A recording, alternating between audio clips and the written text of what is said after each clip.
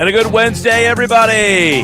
This is the Sports Bash Live on 97.3 ESPN. I'm your host, Mike Gill. Josh Henning producing today's show. You out there, one day until the NFL draft. Here we go. Plenty to discuss, as you are well aware. The draft tomorrow, the Eagles with 11 picks. On the eve of the draft, we have a trade. No, not the Eagles. The Carolina Panthers have traded Teddy Bridgewater to the Denver Broncos for a 6th-round pick. What does it mean? Well, it's interesting. I think it helps Philadelphia out. Why? Well, Denver's a team at 9 that might have taken a quarterback.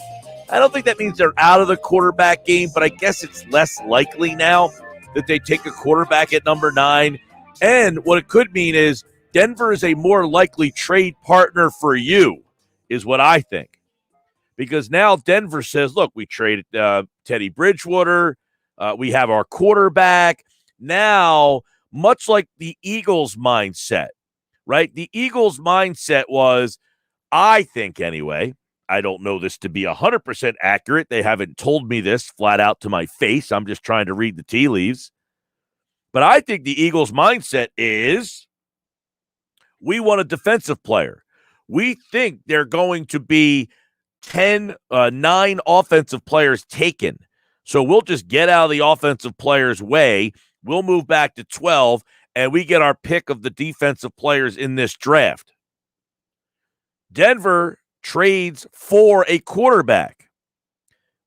So now they're essentially, I don't want to say out of the quarterback game, but I think it now expands some of the options for Denver.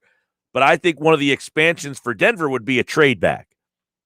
And I think Philadelphia, if they want to make a trade for a player, there was some conversation this morning that Jalen Waddle is the guy that Philadelphia likes and might trade up for.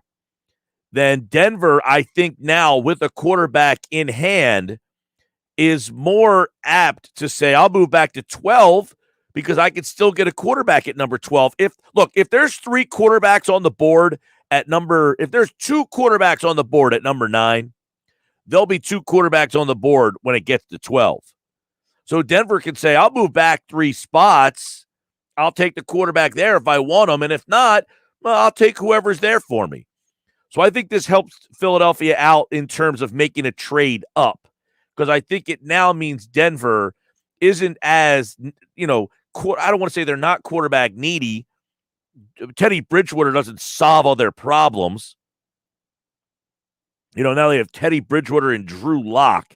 But I think at 9, they stay there and make sure they get a quarterback. Now at 12, if they can trade back, if Philly says, hey, I want to trade up, I want to get in the Jalen Waddle game, I want to get in the Patrick Surtain game, I think this gives them a more likely trade partner at number 9. 609-403-0973. Yeah, some reaction coming in. Jalen says Teddy Bridgewater just traded to the Broncos. David says, wow, Bridgewater just got traded. Huge move. Yes, indeed. It is a very interesting move on the eve of the NFL draft. And I don't think it's the only move we'll see. Think about guys like Zach Ertz. Think about Philadelphia in this trade. Something I posted at 97.3 ESPN.com just a little while ago. A trade possibility for Philadelphia. Well, we know Zach Ertz is definitely in play. You just saw Teddy Bridgewater go for a 6th-round pick. So if you saw Zach Ertz was going to get you something of value, not that Bridgewater is great, but he's a quarterback and possibly a starter, holds a little bit more value. You're not getting a first, second, 3rd-round pick. I don't even think you're getting a 4th-round pick for Zach Ertz. But remember what Philadelphia did last year on draft day. If you remember this trade, you might not, because he never ended up playing. And that was, they traded for Marquise Goodwin. If you remember that. Last year, they went that route. They added Marquise Goodwin on draft day, a veteran speedster guy, and they could look to go down that road again. In a trade that Pro Football Focus mapped out, the Eagles could possibly make a call or get a call from the Chicago Bears, who are trying to move Anthony Miller. He has been a guy they have been trying to move, and Adam Schefter reported that he's likely to be dealt. The Eagles are no stranger to making a move like this on draft day. Hey, we'll take a cheap one-year contract. We have 3 6th-round picks. We're not going to make all these picks. So while Anthony Miller is the guy that is potentially available, don't blink if the Eagles pass on a receiver, because as I've explained to you on this very show the last couple days, since I heard what the Eagles brass said a week ago, which was they feel they got good talent. They're excited for their coaching staff to get their hands on these guys, a.k.a. we're not so sure that Doug Peterson did a really good job with Jalen Reagor or J.J. Arcega-Whiteside. I'm not here to judge Peterson. I'm just telling you what they said. We got Nick Sirianni here. He's worked with Keenan Allen. He's worked with Dwayne Bowe. He's worked with T.Y. Hilton. This guy has a lot of success working with wide receivers. So we'll take our chances with Jalen Reagor, J.J. Arcega-Whiteside. But if we can add a veteran player like Anthony Miller for a 6th-round pick, why not take that opportunity? We give Jalen Hurts a veteran weapon. Miller's a nice little player, slot guy, shifty, speedy guy in the slot. I mean, he hasn't played with very many good quarterbacks either, so maybe his production has been somewhat suppressed playing with Mitchell Trubisky and Nick Foles last year. And the year before that, Trubisky wasn't all that good either. So Anthony Miller has been a guy who's been somewhat productive as kind of the third guy out there. You get your hands on him, you pay him $1 million, and he's kind of like, hey, just another added guy. And I think you make a trade like that, you're probably more inclined to load up on defense. Now, if you go to 973ESPN.com, Pro Football Focus just did a 7-round mock draft. All 7 rounds for Philadelphia. And I know people don't like the mock drafts. I have fun with them. They're fun. You're allowed to have fun. But what I thought, it made me think, not that this is exactly how their draft class is going to end up, but they have 11 picks. I don't anticipate them making all 11 picks. But in the 7-round mock draft, what I thought about was, what if it went not these players, but this way? Of the 11 picks in this 7-round mock draft, Pro Football Focus had the Eagles taking 7 defensive players. 7! Including their first-round pick when they took Kwity Paye, the defensive end from Michigan, at number 12. In round 2 at number 37, they went with linebacker Nick Bolton. In the 3rd round, they had 2 picks. They ended up taking a corner and a defensive end, neither of which name I'm going to make an attempt to pronounce. The kid from Syracuse is Ifedu Melifonwu, I believe is how you say his name. Was I right or am I off? You were right there. What did I mess up on? Melifonwu? Fonwu? And Osa Oding Hizua. Little off on that one. UCLA. One's a corner, one's a defensive end. That's 4 straight defensive picks.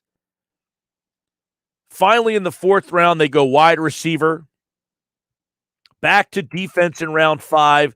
DJ Daniel from Georgia. I'm not a big fan of DJ Daniel from Georgia. He was a JUCO guy, got banged up a little bit last year. But in the 5th round, I mean, he's a big.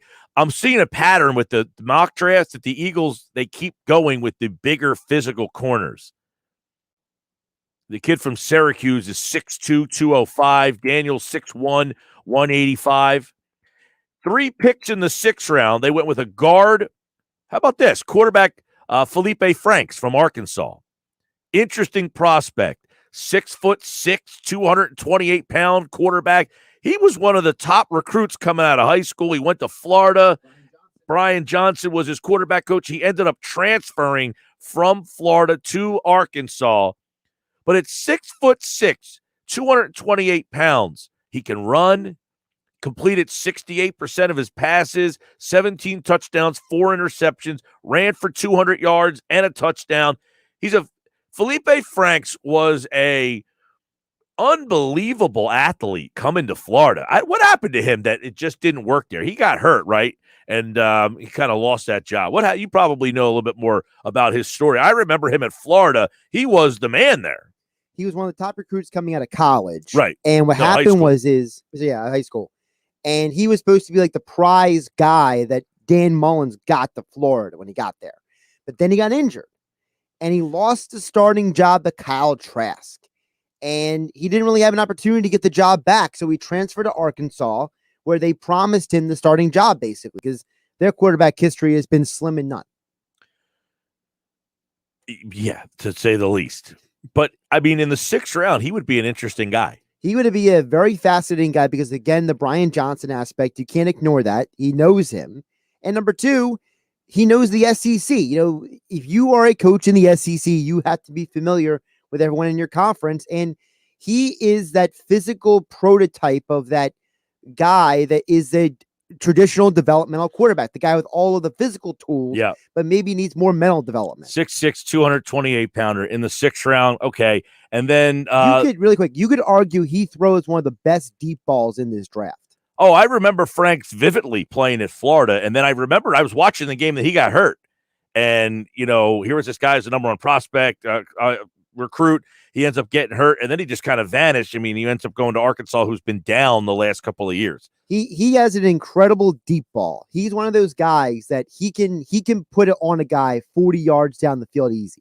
The other 6th round pick, they have the Eagles going with defensive end. So there's another defensive player, Taquan Graham. I know him from Texas. I thought he was better as in 2019. It was hard last year because of the short season, but I thought he was better in 19 than he was last year. Don't forget, the other problem was that Texas changed their defensive coordinator from 2019 to 2020. Could be one of the reasons why he looked better the first year. Yeah, he was not as productive in the new defense in terms of stats, but he still had an impact as a guy who was a disruptor.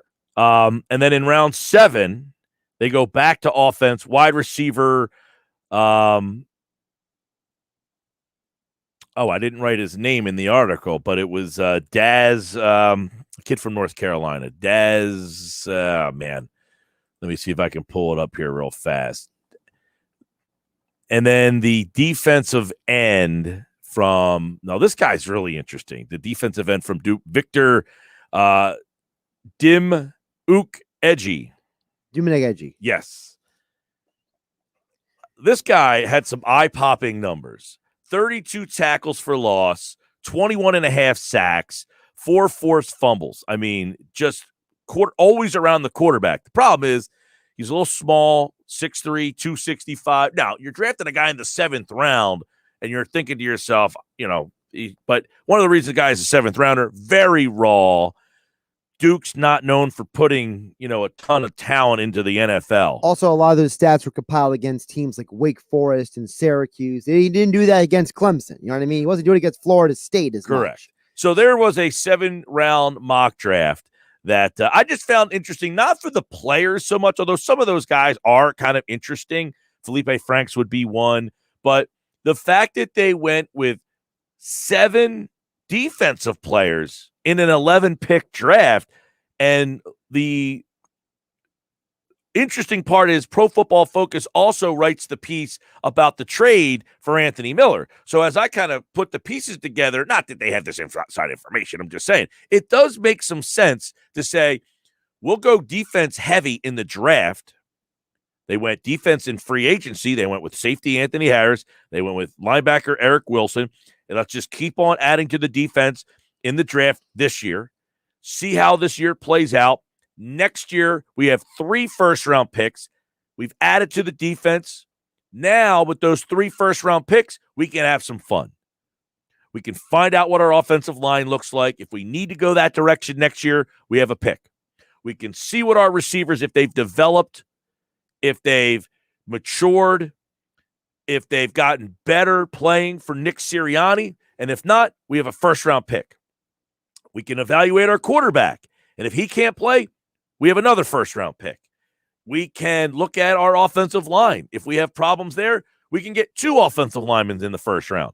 If we need another wide receiver, if we need to find a defensive player, having 3 first-round picks this year, I like the blueprint of going defense heavy this year and then letting this season play out because your expectations are low, right? The expectations this year for many are low. Well, they should be.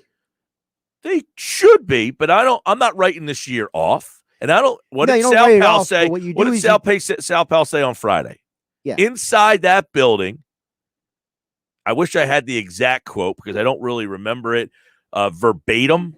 But inside that building, they think they can compete this year in the division. He said it on Friday's show. I think we have that bite. Josh will try to look for it. But he said 2 things that inside that building. I tweeted it out, so I could probably try to get a little bit more exact from the quote from Sal Pal on Sal Pal Friday from last week. And he'll be on this Friday, the day after the first round draft choice. So make sure you set your alarm on your phone for 3 o'clock on Friday to hear what Sal. He said, quote, I get the feeling from people in the NovaCare that 1, they feel they can compete in the division this year, that they're not that far away. And 2, they want to compete this year, but not taking shortcuts. And that kind of adds up to what I'm saying. Focus on defense. Let's not take shortcuts. Let's not go wide receiver. Let's get corner. Let's get linebacker. Let's add to the defense. Maybe they take, I think, going down that road. This was Sal Pal on Sal Pal Friday here on the Sports Bash Live on 97.3 ESPN. They don't want to take shortcuts, meaning build from the inside out, stay to the core values that they had when they drafted Fletcher Cox, they drafted Payne Johnson, they drafted Brandon Graham, they drafted Jason Kelsey, who are the cornerstones of the trenches of the football team. It's funny, they just mentioned a bunch of guys that are all pretty good, but I was under the impression they can't draft.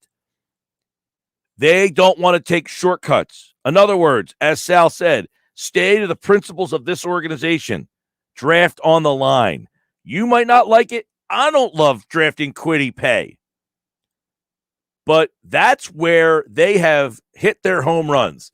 They feel they can compete this year.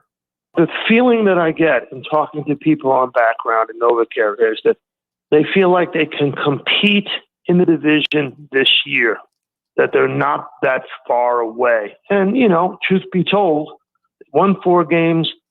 The Washington football team won 7 and won the division. So there's a difference of 3 games. They feel they can compete in the NFC East this year. Don't take shortcuts. In other words, don't take shortcuts and draft skill position players. We can get those guys other ways. Build up our lines. And I think they feel the offensive line is in a fine spot. And that's why I wouldn't be surprised if they ended up with Kwity Paye at 12.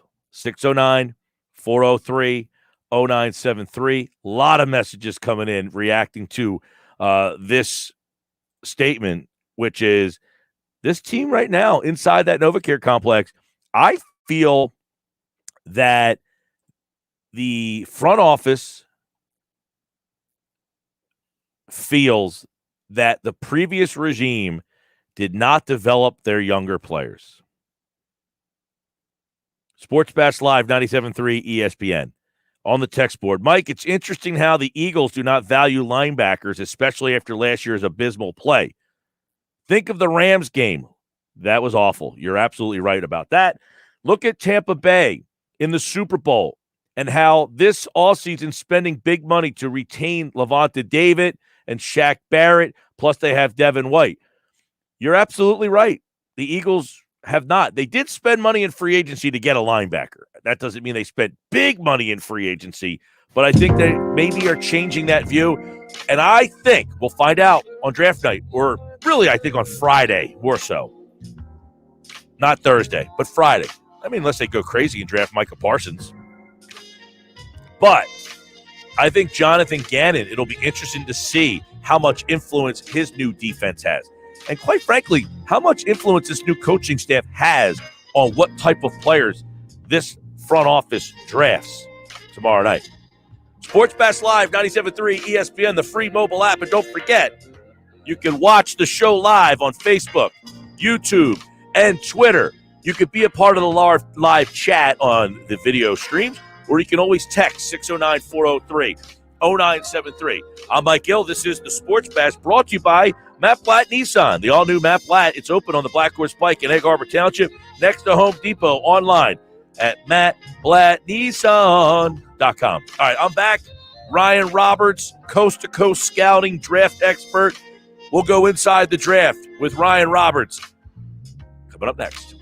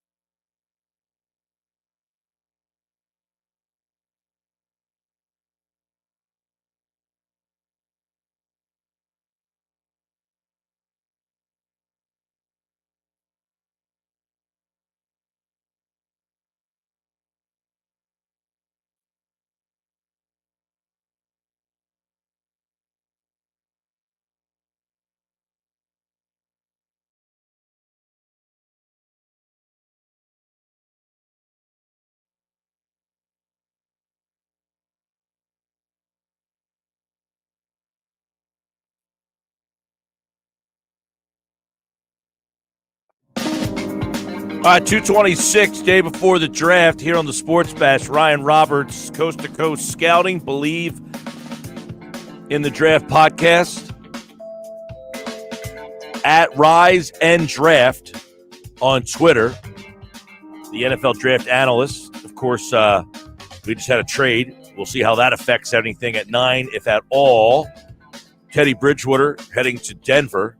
And Ryan joins me now here on the Boardwalk Honda Hotline. Our draft coverage is brought to you by GMS Law. Make the right call. GMS Law, 4 convenient locations to serve you online, gmslaw.com. Our draft coverage here on the Sports Bash with Ryan Roberts from Coast to Coast Scouting. He's back to talk some more as there's so much to break down between now and tomorrow. I know things always constantly changing. We have to put our BS meter up here a lot, Ryan, as we know there's so many things that get out there. But let's start with Bridgewater getting traded to Denver, and does that affect 9 at all? Well, I mean, to be honest, Mike, I really don't think so. I mean, at the end of the day, you got a late round, you traded a late round pick for a quarterback that has just always kind of been looked at as a stopgap option. So I don't really think it does. It makes it a little bit of a weird dynamic in the effect of like, okay, we have Drew Lock, who's going into his 3rd year, who's a former 2nd-round quarterback. Now we have Teddy Bridgewater, who's just kind of been that bridge quarterback now for a couple years, potentially since that gruesome injury that he sustained a few years ago. And, you know, when we talked last time, I mentioned Denver as I think is a trade-up option to be in the quarterback market. I still think that. I don't think that Teddy Bridgewater is going to hinder you from making that decision. I think, if anything, this might be insurance in case the Drew Lock days are done and they do take on a rookie quarterback. Yeah, I know at the 9 spot there, you could still draft quarterback, but does it make them a little bit more willing to move back now and say, all right, we got Bridgewater, we can move back a little bit? Like, you know, obviously we keep hearing about Philly maybe wanting to move up. So does it make the 9 spot a little bit more of a possibility? I guess it's possible. I mean, it's hard to tell without being in the room and hearing what the long-term plan is, obviously. But I think that I still think that they're going to be in the market to trade up if the right trade is possible for a quarterback. Maybe somebody sliding, maybe you only have to move up a spot or two. Maybe, you know, it's a little more advantageous for, you know, maintaining draft cap long-term. But I think that, you know, it's very dependent on how they feel about Drew Lock. I don't think I've seen anything over the last 2 years that gets me super excited about him. But is this enough for them to say, we're going to bypass this cycle? We're probably not going to be in the right spot anyway. We're going to trade back and accumulate draft capital. I guess it is, but this just doesn't sit right with me that I think that they're going to be completely out of the quarterback market this year. I really do think that they're going to be more aggressive trading up than trading back. But anything's possible. I mean, they may have just, you know, kind of just really, you know, just accepted where they are in this draft slot. Potentially 4 quarterbacks may be off the board. Are you going to, you know, try to be aggressive with a guy like Mac Jones? Are you going to trade back? A lot of moving parts. I think that they're still going to be in the quarterback market, but you never do know this time of year, to say the least. That's for sure. Now, at 12, you know, we had Sal Palantonio on Friday. He said inside the NovaCare that the Eagles feel that they can compete this year, that they are closer than people think they are, which is a little bit surprising. I mean, this is a team that's a little older, but did have a lot of injuries last year. But he said they think they can compete, but don't want to take shortcuts. In other words, stay to their core values, which is taking linemen. So if they took a lineman at 12, is it more possible that they would go offensive lineman or defensive lineman? Well, the recent thing that I'm hearing is a guy that they're very interested in is Kwity Paye, the defensive end out of Michigan. That's kind of the name that you heard most recently. I think the one player that's going to throw a wrench, because I've been kind of on board that I think it's going to be cornerback or it's going to be wide receiver. The one person that's going to make you second guess that is if Rashawn Slater, the offensive lineman from Northwestern, is on the board. Because, I mean, if you look at the Eagles' offensive line, obviously you're trying to figure out, hey, Jordan Mailata or Andre Dillard, is either one of these guys a long-term solution at left tackle? Lane Johnson's been beat up over the last few years, but obviously he's still one of the better right tackles in football when he's healthy. Brandon Brooks is coming off of the Achilles injury. Isaac Seumalo for me is a guy that you could always, upgrade. I don't think that he's good enough that he is automatically, into a starting role. And then Jason Kelsey has been kind of rumored like he's year by year, whether he's going to retire at whatever point it's going to happen. So I think a guy like Rashawn Slater that has the ability to play multiple positions can give you a lot of value because he is literally the epitome of get the best starting five on the field, no matter if that is at left tackle or right tackle or inside at one of the interior positions. I think he's a guy that would make a ton of sense if he is there for the Philadelphia Eagles.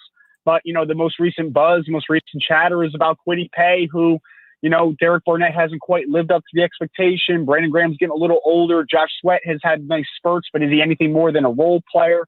So that's kind of the other guy that I would mention. But I think that Rashawn Slater, at the end of the day, if he is available, might be the guy that completely changes the outlook of cornerback, wide receiver conversation. All right. Tell us a little bit about Kwity Paye and why, a lot of times I can't remember, an edge rusher where there's not an edge rusher that is taken in the top 10 typically. I mean, Chase Young was probably the best player in that draft last year. I mean, he goes number 2 overall. Why is it that a guy like Kwity Paye is not being talked about in the top 10 or any edge rusher for that matter? Well, if there's anybody that's going to get pushed up, I do think it is Kwity, just because, I mean, to be very honest, this edge group this year is not great. There's a lot of guys that have talent. There's a lot of guys that have upside. In 4 or 5 years from now, if you told me that there is, 3 or 4 guys that end up hitting their ceiling and they're high volume sack guys, I would be like, okay, I get it. I see the talent. I see the upside with a lot of these guys. But if you told me the complete adverse situation that one of these guys panned out because they were just all kind of, that quote unquote boomer bust prospect. I think that there's way too many of those guys in this year's class, which makes you a little unsettling to draft one of those guys in the top 10. I do think that Kwity has the talent to maybe ascend to being that. And he's a guy that was a lightly recruited guy out of the state of Rhode Island originally, has a remarkable backstory, was on the Feldman's freak list going into the season. I mean, at 270 pounds, he's running in the 4.5s. He's got a high 30s of vertical. He's a workout warrior. So all the talent is there. Unfortunately for him is he had a solid enough 2019 season. You saw the glimpses, and then a lot was expected in 2020, and then COVID hits, and Big Ten, season is very abbreviated. So he didn't have a ton of ability to, get those live reps this year. If you throw in his Northwestern game, though, this year, that was one of the most impressive games that any edge rusher has had in the 2021 class. So the talent is easily there. He's a physical guy. He's starting to get it, but it's still a long ways to go. He's nowhere near a guy that I'm comfortable saying, within the first 2 years of his career, he's going to be a 10-plus sack guy. I just don't see a high-volume guy early on. Could he get there? Yeah. Absolutely. But I still think that he's a very big question mark right now. Very much like his classmate from 10 years ago, Brandon Graham, who got off to a slow NFL start and is not a big sack guy, but I guess you could call a productive NFL player. Yeah, and I mean, and it's interesting because they both play with that same and physicality. Quite's more physically gifted than Brandon was coming out of Michigan, although Brandon was also a little more productive at Michigan. And then he comes in, like you said, it's kind of a slow start, and he's turned to a really good pro. So, I mean, the outlook is there for Kwity Paye. And if he hits the ceiling, he's a better player, just flat out, than a guy like a Brandon Graham. The problem is that Brandon Graham, although it took him a little time to his footing coming out of Michigan, was a guy that you saw the building blocks where, hey, the ceiling is fine. It's good. He has the ability to be, what he is now, which is threatening the 10 sack mark. He gets 7, 8, 9 sacks, whatever it is in that ballpark, and be a very solid run defender. But you knew that he had a good floor because he was technically sound. He was physical, and Kwity is physical, but there's just the technique side of everything just isn't there yet. His plan of attack as a pass rusher isn't there yet. So I think it's a little more of a boomer bust, but he does have all the talent to eventually ascend into one of those players where he's a starting level defensive end and potentially a high sack guy if he hits the ceiling. Ryan Roberts, Coast to Coast Scouting, the Believe in the Draft podcast.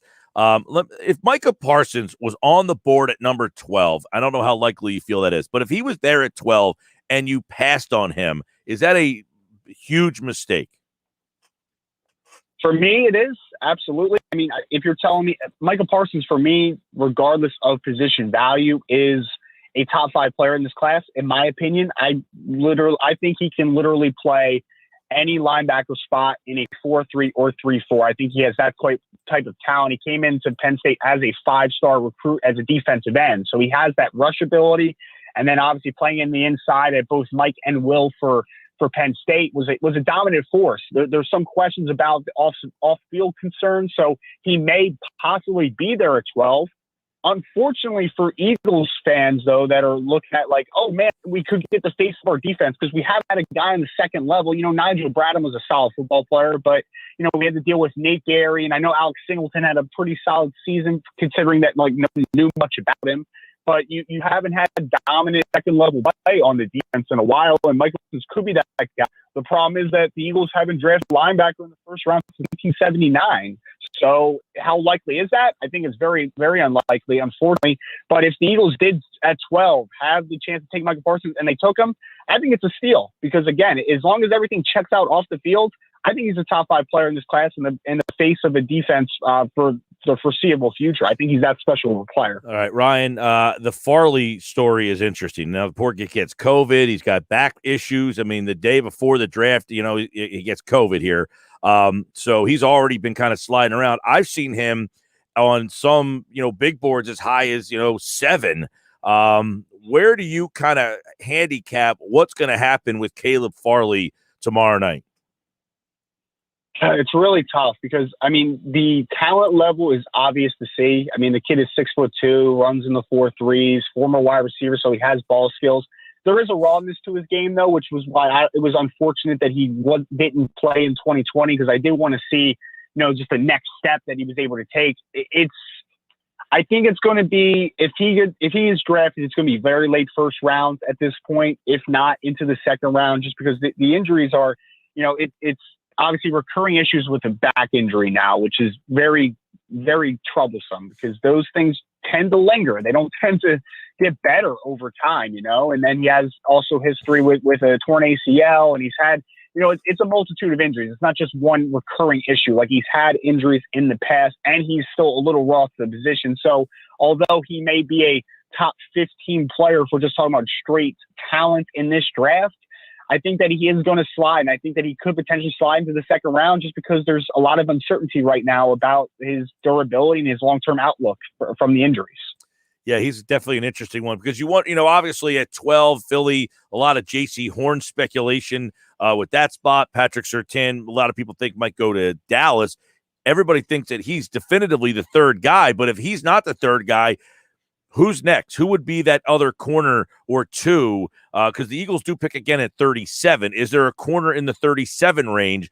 And it would be interesting if Farley pulls a Sidney Jones and just starts falling. And if the Eagles are in that situation again, where they have to take an injured, a guy with a big injury rap in the second round. Yeah, I know. And Eagles fans would lose their minds if they went that route again. He's more physically gifted than Sidney was coming out of Washington, but it's troublesome. Obviously, it didn't work out for you with an injury at the cornerback position, and then you have to go back to the well. I think it would be a very difficult thing for a lot of fans to swallow more than anything. Cornerback wise, if we're talking about at 12 potentially, guys like Greg Newsome are continue to rise in this class, the Northwestern cornerback who's had really good film. The problem is he's had his own injuries in the past too, so you have to kind of figure that stuff out as well. I'm a big fan of Eric Stokes. If the Eagles were a trade back candidate, I think closer to 20 or so. I think Stokes from Georgia is a really good football player, ran in the 4.2s, has length, has ball production this past year, has experience playing both zone and man. I like a ton of what Eric Stokes is. But then if you're looking at, hey, in that early second round range, who's a guy that might be interesting? I think a player like Ifeatu Melifonwu out of Syracuse, who's the younger brother of Obi Melifonwu, unfortunately for him. But he is a really good football player. He's really talented, physical. He's got 6'2" length. He's athletic as anything. And then Tyson Campbell from Georgia is another kid that he quite lived up to the hype just because he's had some struggle at the catch points. If you look at his work at the line and, through the stem and being able to mirror and match wide receivers and being able to stay in phase, like the kid has it all. It's just whatever reason when the football is in the air, he's panic mode. He's just not super comfortable there yet. But again, another guy who is 6'1", 6'2", 4.3 speed. Like, this kid is a legitimate athlete. So I think Melifonwu and Campbell are a couple of guys in the second round. Don't sleep on if the Eagles decide, hey, let's move back and kind of recoup some more draft capital, even though you have 11 picks. A guy, Eric Stokes, more in the mid to into the 20s would be an interesting player to watch. Now, do you like the corners at 37 better or the wideouts better at 37 range?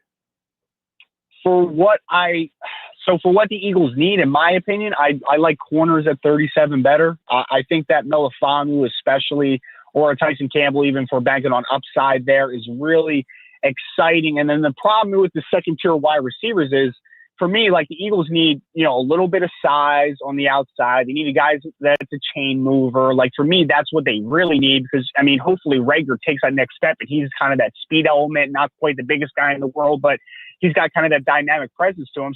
I think that these really need a guy that's dependable and can move the chains. And, obviously you always are banking on, hey, let's get some athleticism and get some speed, of course. But I think that's, more of a dependable guy is really what you need. And the problem is, like, after Rashad Bateman, if he goes off the board in the 20s, the next wave of wide receivers, the Elijah Moores, the Rondale Moores, all very talented players, Kadarius Toney from Florida, they're all kind of the same guy. They're all undersized slot guys that are, really going to stress you vertically and stress you laterally too, because they have a lot of yak ability in their system as well. But I think that although the Eagles could always add a player like that, I don't think that it quite fits what they need in the second round. So I do think that corner probably sets up better for them if that's their target in the early second round. Real quick on the two wideouts, Waddle, Smith. Which of those more equipped to be an X at the NFL level?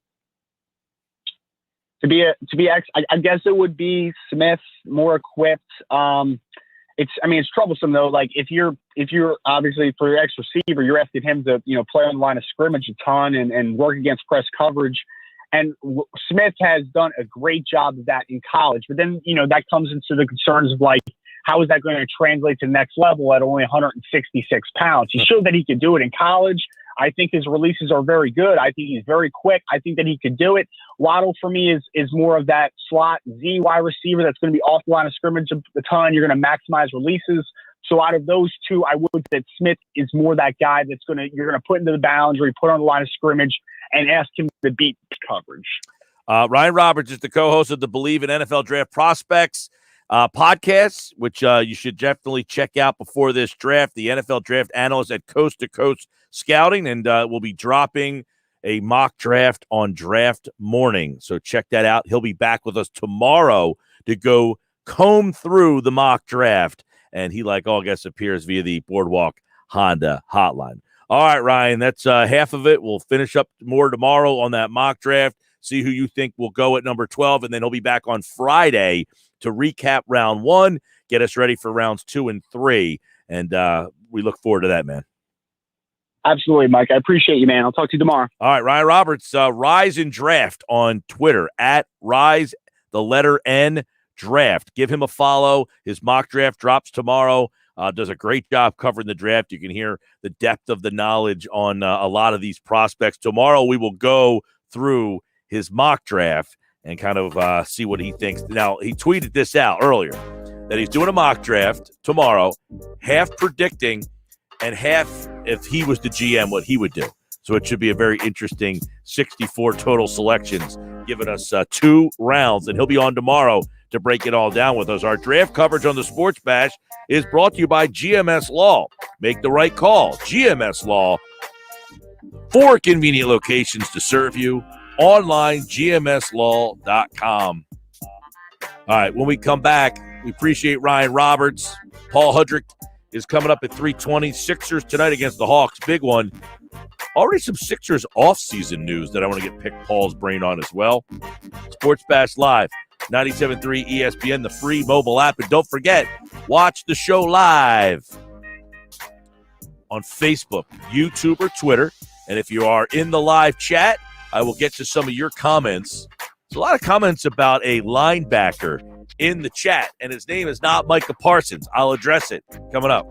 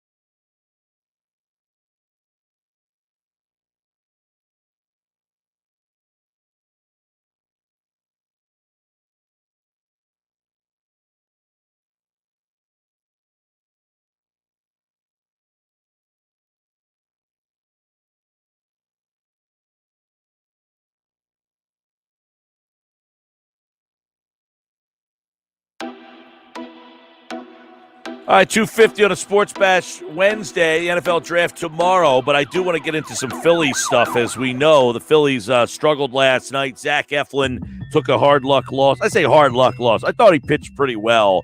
Coonrod came in, couldn't hold the runners on base. The inherited runners has been a problem for him so far this year, and they lose in St. Louis last night to the Cardinals. It'll be who's pitching today?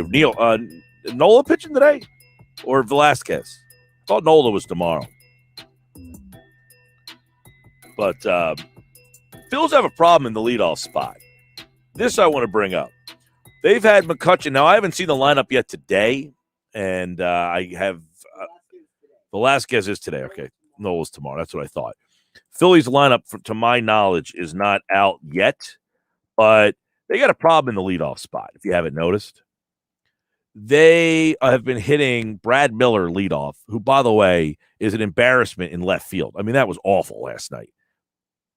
The Little League guy's got to play that ball. You cannot play Brad Miller in left field. But McCutchen has been so bad at the leadoff spot, they don't have a choice. They're playing Brad Miller, who's a complete journeyman.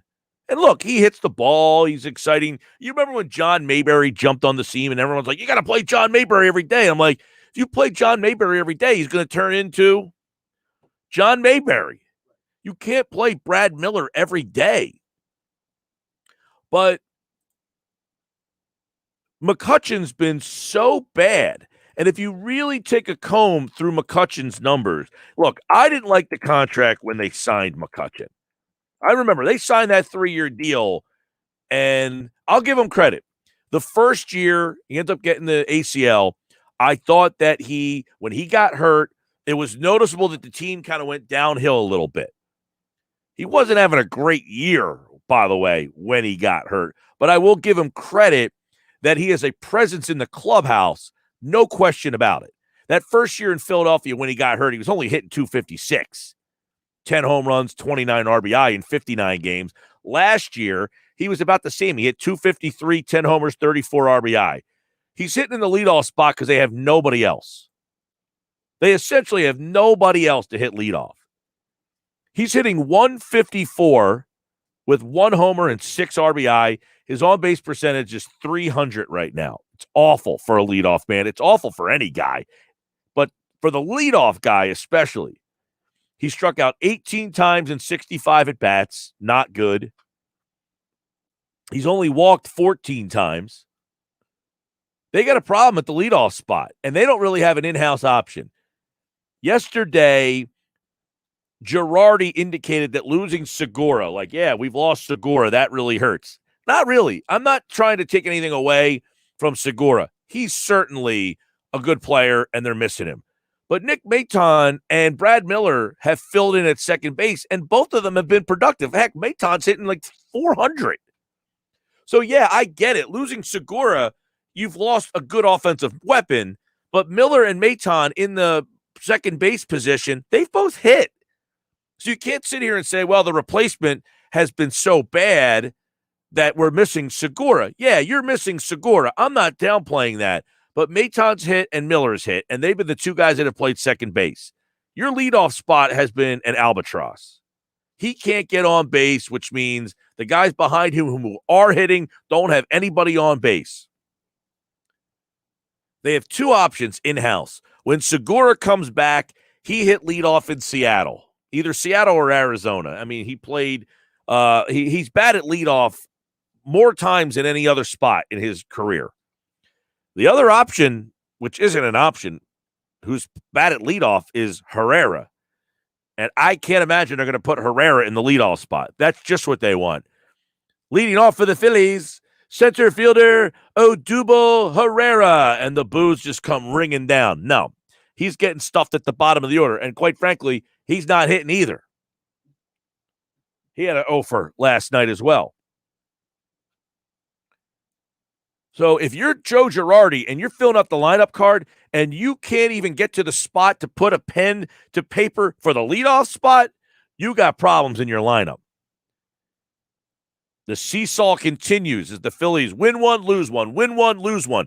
They started off 4-0. They are 7-12 since.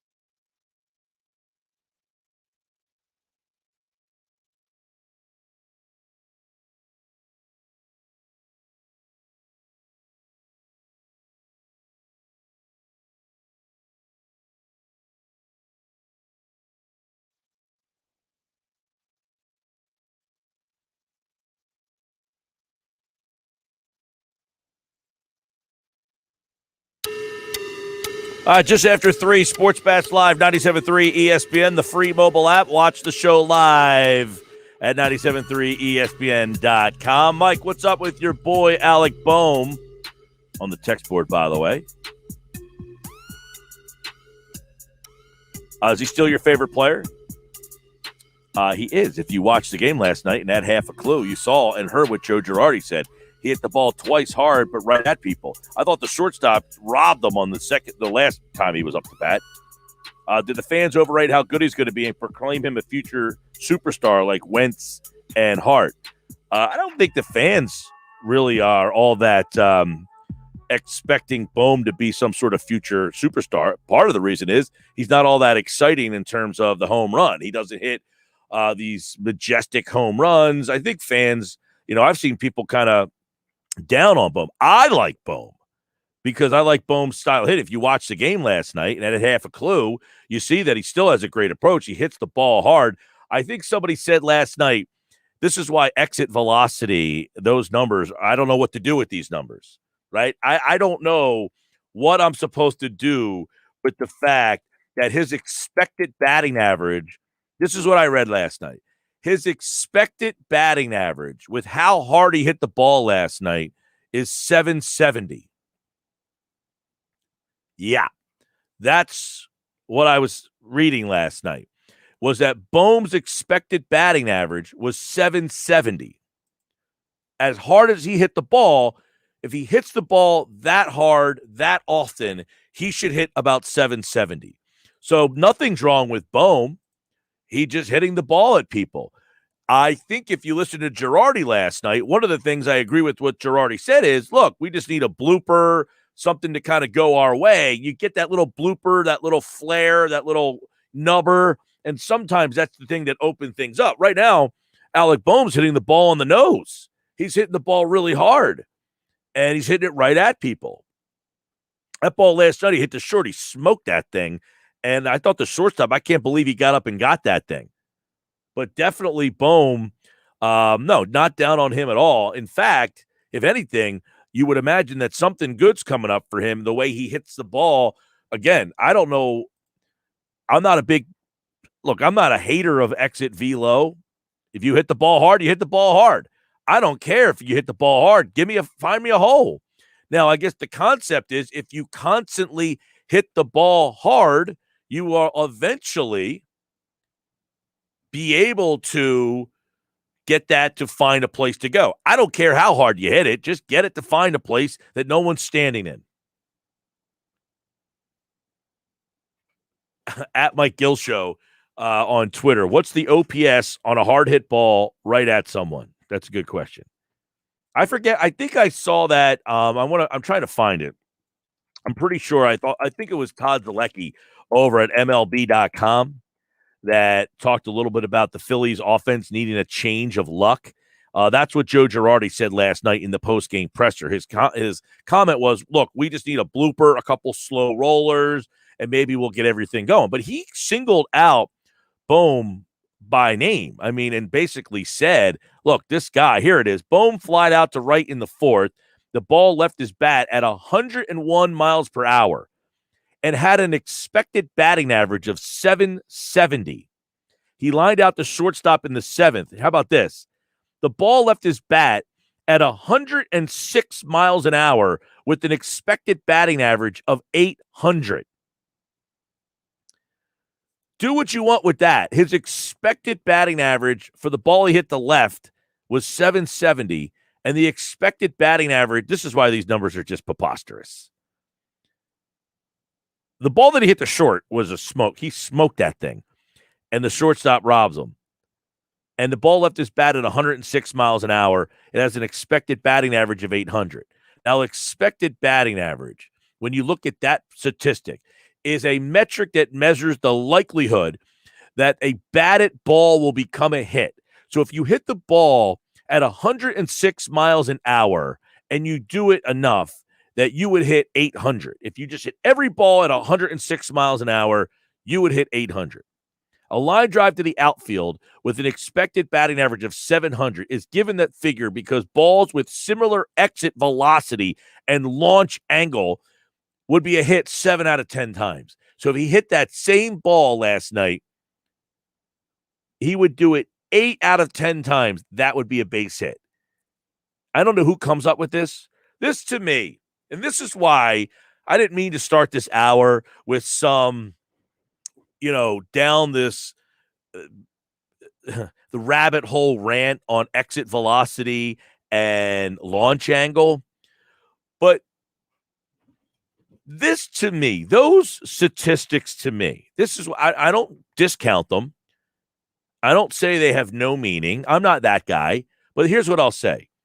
When ESPN puts on the screen when there's a matchup and it says you have a 58% chance to win that game, how the hell does ESPN come up with the 58% chance to win that game? What statistical formula do they conjure up that would say this team playing that team, you have a 58% chance to win that game? Or like in a baseball game where there is no clock and they'll say this game has a 97% chance that this team will win if you're like looking at a betting app or something.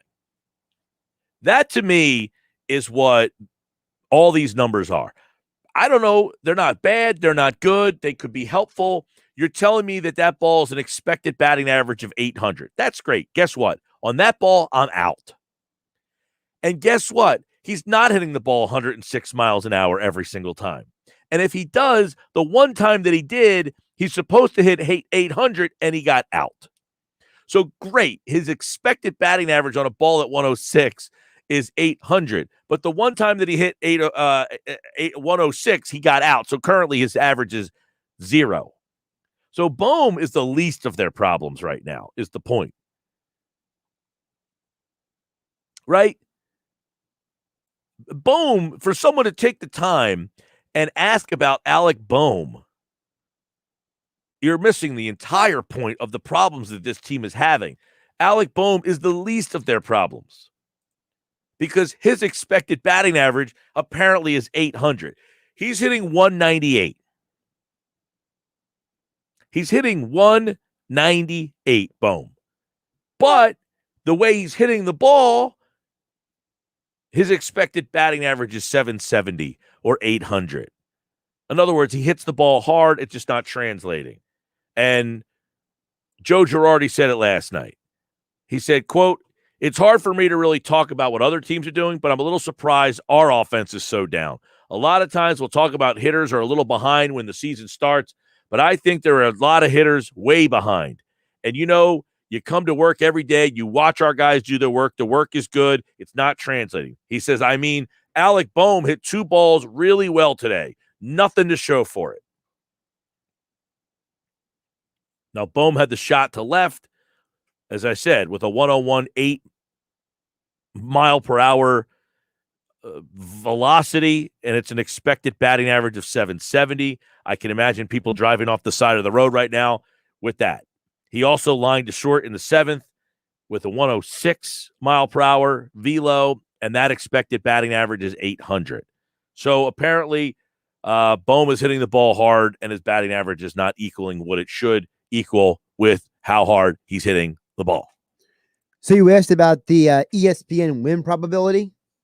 Yeah. How that's so apparently each sport has its own algorithm. So for example, baseball is based on sabermetrics, and there's a stat algorithm for every scenario that's based on how many balls and strikes, how many runs, how the team is hitting throughout the game, the probability of if you win, if you have a lead in the 7th, and then et cetera. It's all calculated into this win probability formula. Yeah, to me, when I see that, but sometimes like before a game, like I saw today, there was they look at the Lakers schedule. They put the Lakers schedule up in their next game, whoever they played. So that's percentage chance you have to win. Index. Right. The percentage chance they have to win that game was 58%. Correct. And I'm thinking, why? It's like when the fantasy football season comes and the fantasy football website tells me which guys I should play in my lineups and predicts the score. Like when they match you up against your opponent and people change their lineups based on what that like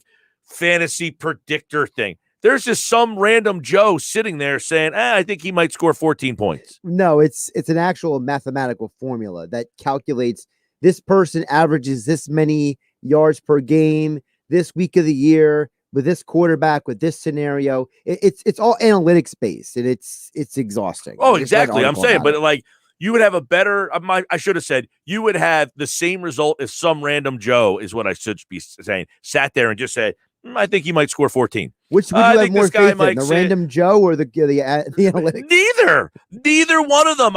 That's my point. Is neither one of them. Like I don't look. I use CBS Sports for my fantasy league, right? I don't look at the CBS Sports how many points they're predicting my player to have and be like, well, the computer's telling me I'm going to score 22 points if I use Teddy Bridgewater this week, and I'm only going to get 21 points if I use Ben Roethlisberger, so therefore I'm going to go with Bridgewater. No, I don't care about that at all, just like I don't care about what your expected batting average is. You know what happened when you hit that ball? You got out. It went to short, and you were out. If your expected average was 800, you've got to hit the ball 10 more times at 106 miles an hour, and 8 of them need to fall in. Well, how the hell do they know that you can hit the ball 106 miles an hour and you don't hit it right at somebody 8 straight times? Now, I get it. If you continuously hit the ball hard, good things should happen. But there's no evidence that it will happen. You can't just say, just keep hitting the ball hard right at the shortstop. He's bound to get the hell out of the way of one of them. No, if you hit it right at that guy, a major leaguer, he's going to catch it. Unless you're Brad Miller playing left. Or that guy playing right last night for the Cardinals who apparently thought he was going to run into the wall 10 feet short of it. But that's the problem with analytics. Analytics are based in a world where you're not factoring in the what ifs that you just mentioned or the things that. Okay, so then let me ask this question. Should at 198, if you're hitting the ball hard and your expected batting average is 800 on said ball, but your real batting average is only 198, but all your outs are hard hit balls. So should I be concerned with Bohm, or should I say, no, he keeps hitting the ball hard. He eventually will come around and start hitting. I think you should be concerned that people literally base all their analysis on these analytics instead of actually watching the game. Well, yes, I think that if you're sitting there, and again, I think there's a mix. You can mix them in. You can figure out how you want to use them. But to use that as Bible, and I talked about this yesterday, we are watching a baseball game right now where batting average in Major League Baseball collectively of every guy in the league is 232. It's the worst in the history. The swing and miss rate is the worst of all time. And the ball's percentage in play is the worst of all time. So whatever formula we're using, it's not good, right? It's not a good one. So I don't know. Maybe Bohm can hit. Maybe he does stink. He's hitting the ball 106 miles an hour. His expected batting average of such is 800 on said ball. Maybe he does actually stink then, right? If you're only hitting 198, are you any good? I had this conversation a couple of years ago. I think it was last year. It might have been with Hunter when he was doing the show with me about guys' batting averages. A guy hitting 250 is not a good hitter. That's not a good batting average. 250 stinks. 250 is not a good hitter. 270, that's an average hitter. If you're hitting 270, average hitter, you're not a great hitter. If you're hitting 290, 300, you're a great hitter. You're hitting 270, 250, you're just an average hitter. If 250 is not good. This gets back to something I was trying to have a conversation with Billy Schwein about this on Saturday. We keep using these words good and great, and we're not coming from the same point of reference. You are literally laying out, okay, I'm Mike Gill. I am setting the groundwork for what is average, good, great. The problem is other people use the same words arbitrarily and just fling them out there in describing these guys without any reference point. Right. Your idea of what good is might be different from good for somebody else. Their idea of great is different from your idea of great, right, which is different from my idea of great. which gets exasperating because at the end of the day, we all can agree that if you are batting 250, you are hitting on average. No, we can't all agree. That's the point. Is I got into the argument of, I say the guy hits 250. That stinks. 250 is good. No, it's 250 is not good. Exactly. But guess what? In today's baseball, 250 is considered good. But that's only because we lowered the standard. We lowered the bar. It's not because it actually is good. I agree. I agree with that wholeheartedly. But part of it is because it has become accepted to make outs, because if you hit the ball hard, if your velocity off the bat is good, you're allowed to hit at a lower rate. You know why? Because you're hitting the ball hard and you are expected to hit a higher average because you're hitting the ball harder. There's no evidence that that's going to happen because guys are hitting 232. And strategically, it's stupid as well. How are you going to base a batting lineup on exit velocity? That's dumb. How about you base it on production? Or lack of production in this case. Here's the thing, and that's an interesting point. Everything we do in sports now, it's all predicated on the what ifs and the potential. It's never for the moment, the right now. Everything, when we look at analytics, it's about the possibility, potential. Sports have all become potential, and it is, you put a lineup together based on, as you mentioned, the statistics. Well, he's hitting 198, but his expected batting average is 800 because he hits the ball so hard. So we're going to keep hitting him in this spot because he keeps hitting the ball hard. Right? Right. It's so true. And it's so ridiculous to me. I just don't it drives me nuts when it comes to the draft. Like, I love the NFL draft as much, if not more, than you do. But at some point, it's like, all right, I have player A who started 18 games at quarterback, and I have player B who started 30 games at quarterback. But you're telling me that player A is a better quarterback than player B because player A has potential. I'm sorry. I can't accept that in many cases. Well, and it's like I heard a caller today that called, I guess, I think Bob Wischusen was filling in for Greeny. And he suggested, it's ridiculous to say that whatever quarterback you're going to take, if you're the Bears, if you take one in the first round, that guy is going to come right into the NFL and be better than Andy Dalton, who, quite frankly, has won a lot of games. He's been to the playoffs and has some minor sense of accomplishment in this league. And the point of a draft isn't that guy's better than that guy now. It's that guy's going to be better, you think, somewhere down the road. But we live in a society where I don't want to wait for that guy to be better down the road, so I might as well just have him play right now, even if he's not better right now. Right. Because if he plays, he'll get experience. But if he plays and makes mistakes, we'll still lose games, which means we'll still be in place to add more talent.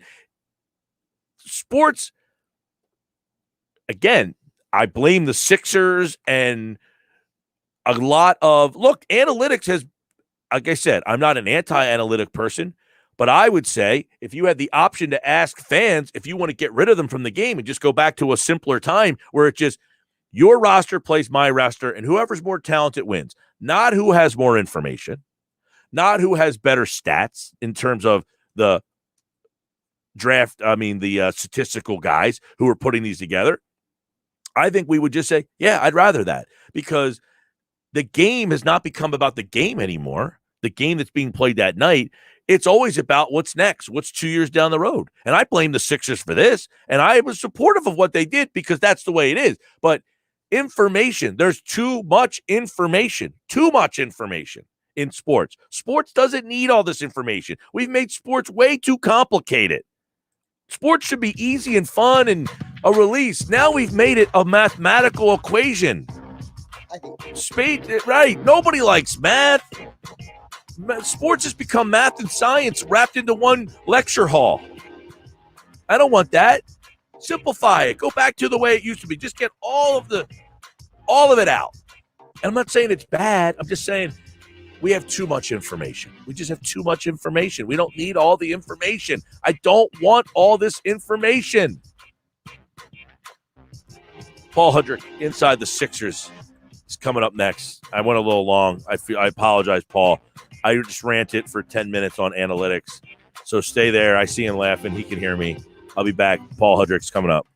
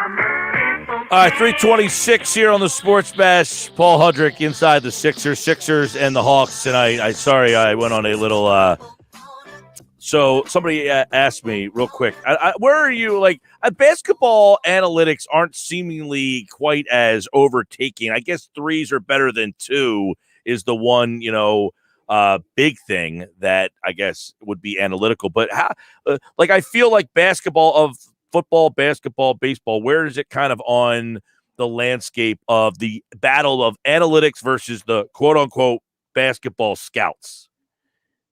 I guess it depends on what kind of circle you're looking at. I mean, there are plenty of things. I mean, just look at net rating, offensive rating, defensive rating, where everything's judged per 100 possessions. I mean, you have like true shooting percentage, little things like that here and there. And just like, I think with basketball, it's a couple things, and not to demean people who like watch basketball for a living, like even myself, but like, when you watch basketball, it kind of is what it is, if that makes sense. Like when you're watching football, there's just so much going on. There 11 guys on 11 guys, so much strategy and so much involved. With basketball, a lot of it is just 5-on-5, and it's my guys versus your guys. You know what I mean? So I think it's easier to kind of identify things. And I think for the most part, when you look at the analytics of basketball, most of them match what you see. You know what I mean? I think, and maybe in other sports, I think that's the criticism of like the hockey analytics. I think the biggest criticism is that it seems like the hockey analytics don't always match what you see. Whereas I think basketball, more so perhaps in other sports, it matches what you see. Well, like Alec Boehm hits a ball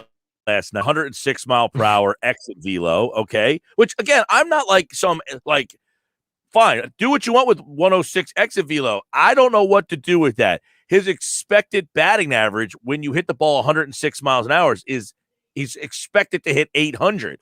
Well, that's fine and dandy, but he's not hitting the 106 miles an hour every single time he's up.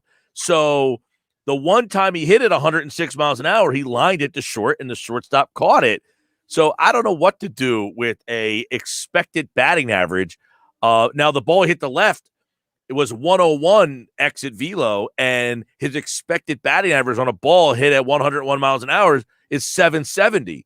And yet he's 0 for 2 to show for these two things. So I don't know what to do with that data, but basketball, I feel like, I don't know, maybe I'm not as fine-tuned with what analytics they're using in basketball. And if you look at some of these numbers, like, what the heck? Because expected batting average to me is one that I don't know what to do with that. Yeah, I mean, I think, but to an extent, like, it's stuff that we already knew, but maybe just as a way to quantify it. Like, you could tell, okay, Alec Boehm squared a couple balls up and they just happened to be hit right at people. Like you probably don't need an analytic to tell you that. You know what I mean? Like you could see, yes, he hit the ball very hard, but he just happened to hit it right at somebody. That's baseball. Like that has been happening since the inception of the sport. So right. I think it's one of those things where, I mean, I guess it just gives you more to back up. Listen, he's squaring the ball up and he's making good contact. It's just not falling. But I mean, I guess, I guess to an extent it backs it up. But yeah, basketball is weird. And I do think, but there are some kind of, I find that it's become a thing with like this defensive player of the year argument with Rudy Gobert and Ben Simmons. If you look at a lot of the advanced stats, they kind of back up Rudy Gobert, but there's a bunch of stuff that leaves out because Rudy Gobert's a rim protector. So that's what he does. So there's a lot of really great stats to quantify how good someone is at protecting the rim and affecting shots.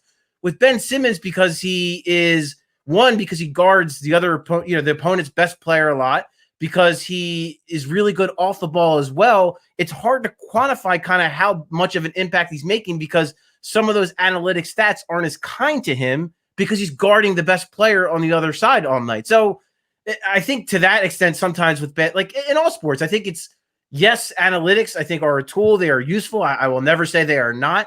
But I do think you also have to look with your eyes and see what's in front of you and account for that other context as well. Right. I also it was like, I think if you asked all fans to just go back and have a simpler time, there's too much information. Like your roster against my roster, who's got more talent? Let's just go play the game. Not whose front office has more information, whose computer spit out better stats. Like, let's just start over and just start from scratch. Who's better? Whose roster's better? I think fans would sign back up for a kinder, simpler time. But let's look at tonight because I want to get your opinion on. We got to see George Hill the other night for the first time with Ben Simmons. So that was not, we kind of talked about like, would they end the game with Hill, start games with Curry?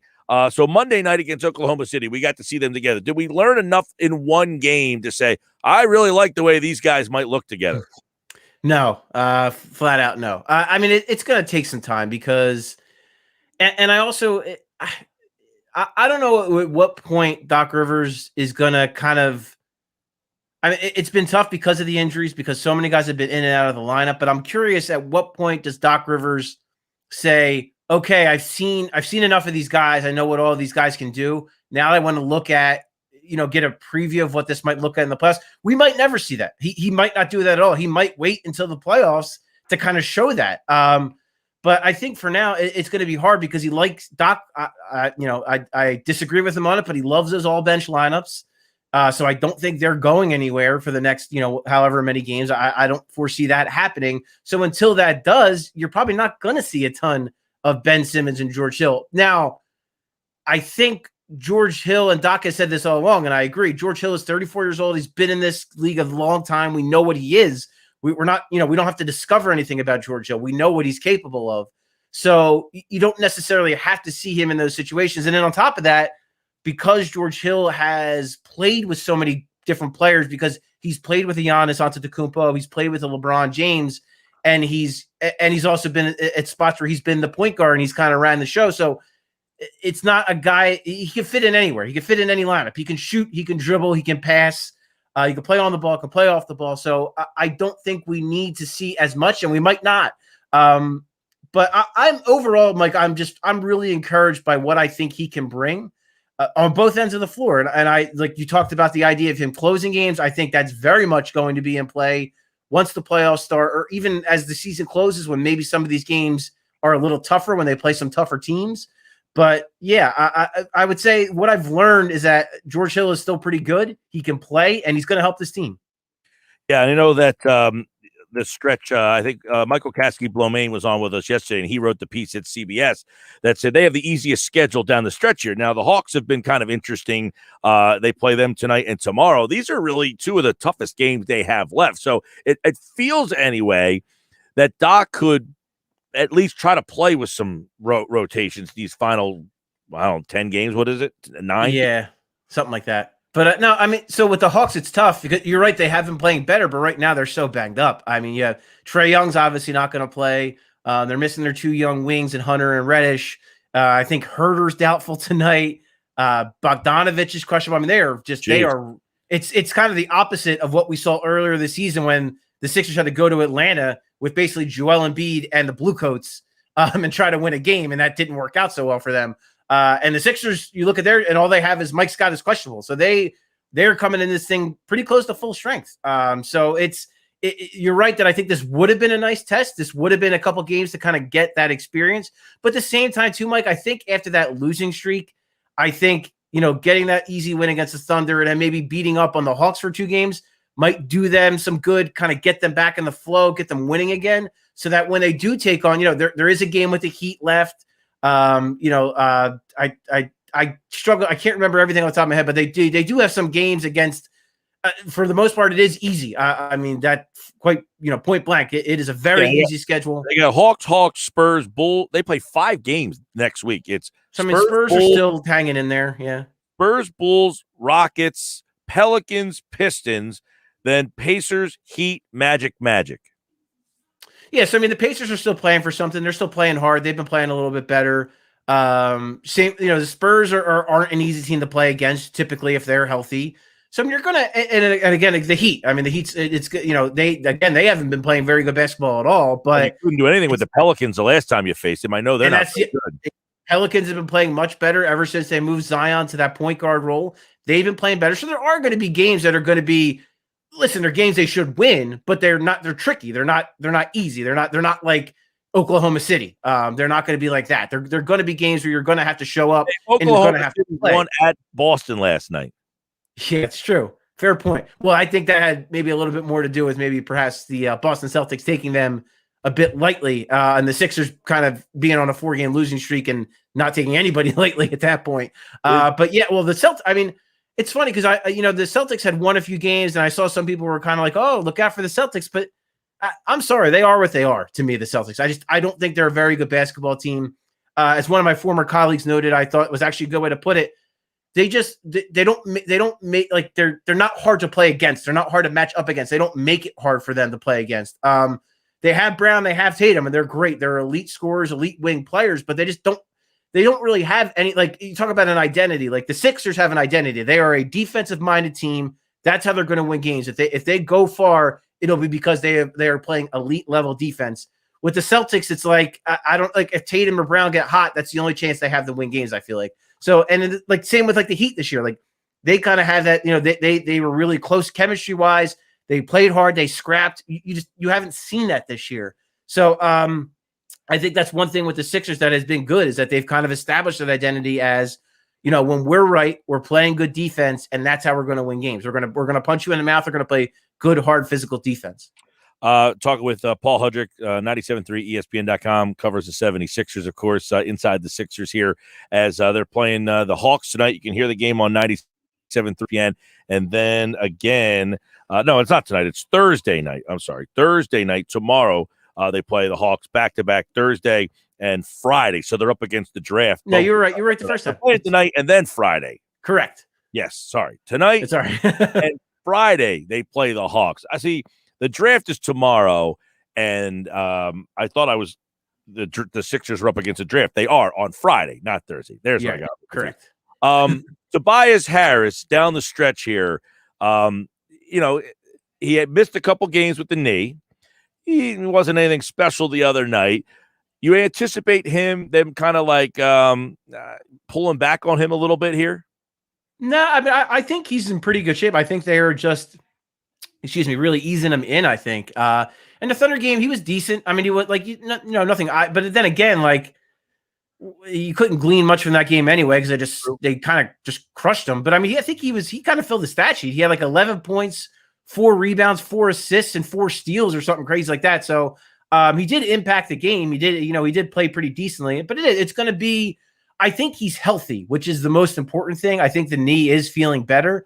I think now it's just a matter of he missed a bunch of games, so he's just got to get that rhythm back. He's got to get that feel back. Like if they are going to do what a lot of these teams are doing and just kind of like pick their spots with guys, or do they understand, hey, we're now a game and a half back. If we want that 1 seed, they can sit guys out. We can't afford to.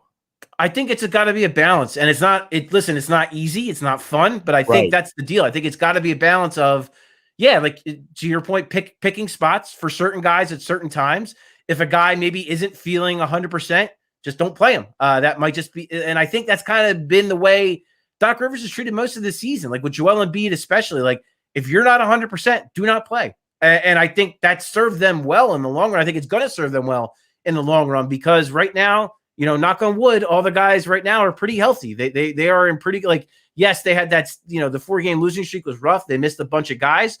But right now we're closing it on the last part of the season, and they're at full strength right now. So I mean, I think from that standpoint, I think Doc's kind of managed that well. But yeah, it's going to be a balance because as we've discussed ad nauseum, it's if those guys aren't playing, if those guys aren't 100, not even if they're not playing, if they're not at 100%, if they're not in the best possible shape they can be in, the 1 seed doesn't matter. So yes, they want the 1 seed. The 1 seed is important. I don't want to diminish that. If they can get it, it would be huge, but it's much bigger. The health thing is way bigger, and I think Doc Rivers knows that, and I think he's just going to have to keep that balance going from now until the end.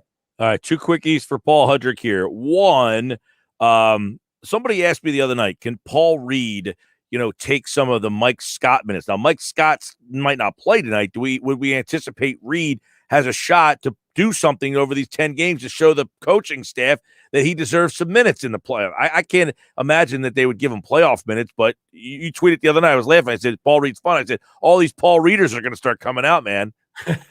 Yeah, I mean, Doc Rivers flat out told us not that long ago. That was a month ago, though. Yeah, I know, but I don't think I don't see what has possibly changed between now and then. I get it. I mean, listen, I love Paul Reed. I think he's so fun. I was happy when they drafted him. I think he's got a ton of potential. But I don't think he's ready to be an NBA contributor on in the playoffs for a contender. I don't think that is the case. And listen, I don't like to take Mike Scott's minutes. I don't think Mike Scott's going to have minutes in the playoffs. So he's not taking anyone's minutes. I think more likely you're going to see more guards. Like you're going to see, like, I think Doc would rather kind of play it out and like mix up his lineups to where Shake Milton, George Hill, Matisse Thybulle, and Furkan Korkmaz are all on, and then of course Dwight Howard are all higher on the totem pole than Mike Scott right now. And I think Doc Rivers will manage to find a way to make that work where Mike Scott's not even going to play in the playoffs. So yeah. I'm not as hung up on that idea, and I don't think Doc is either. As far as like I need to have a 4, especially like you look at it too, Mike.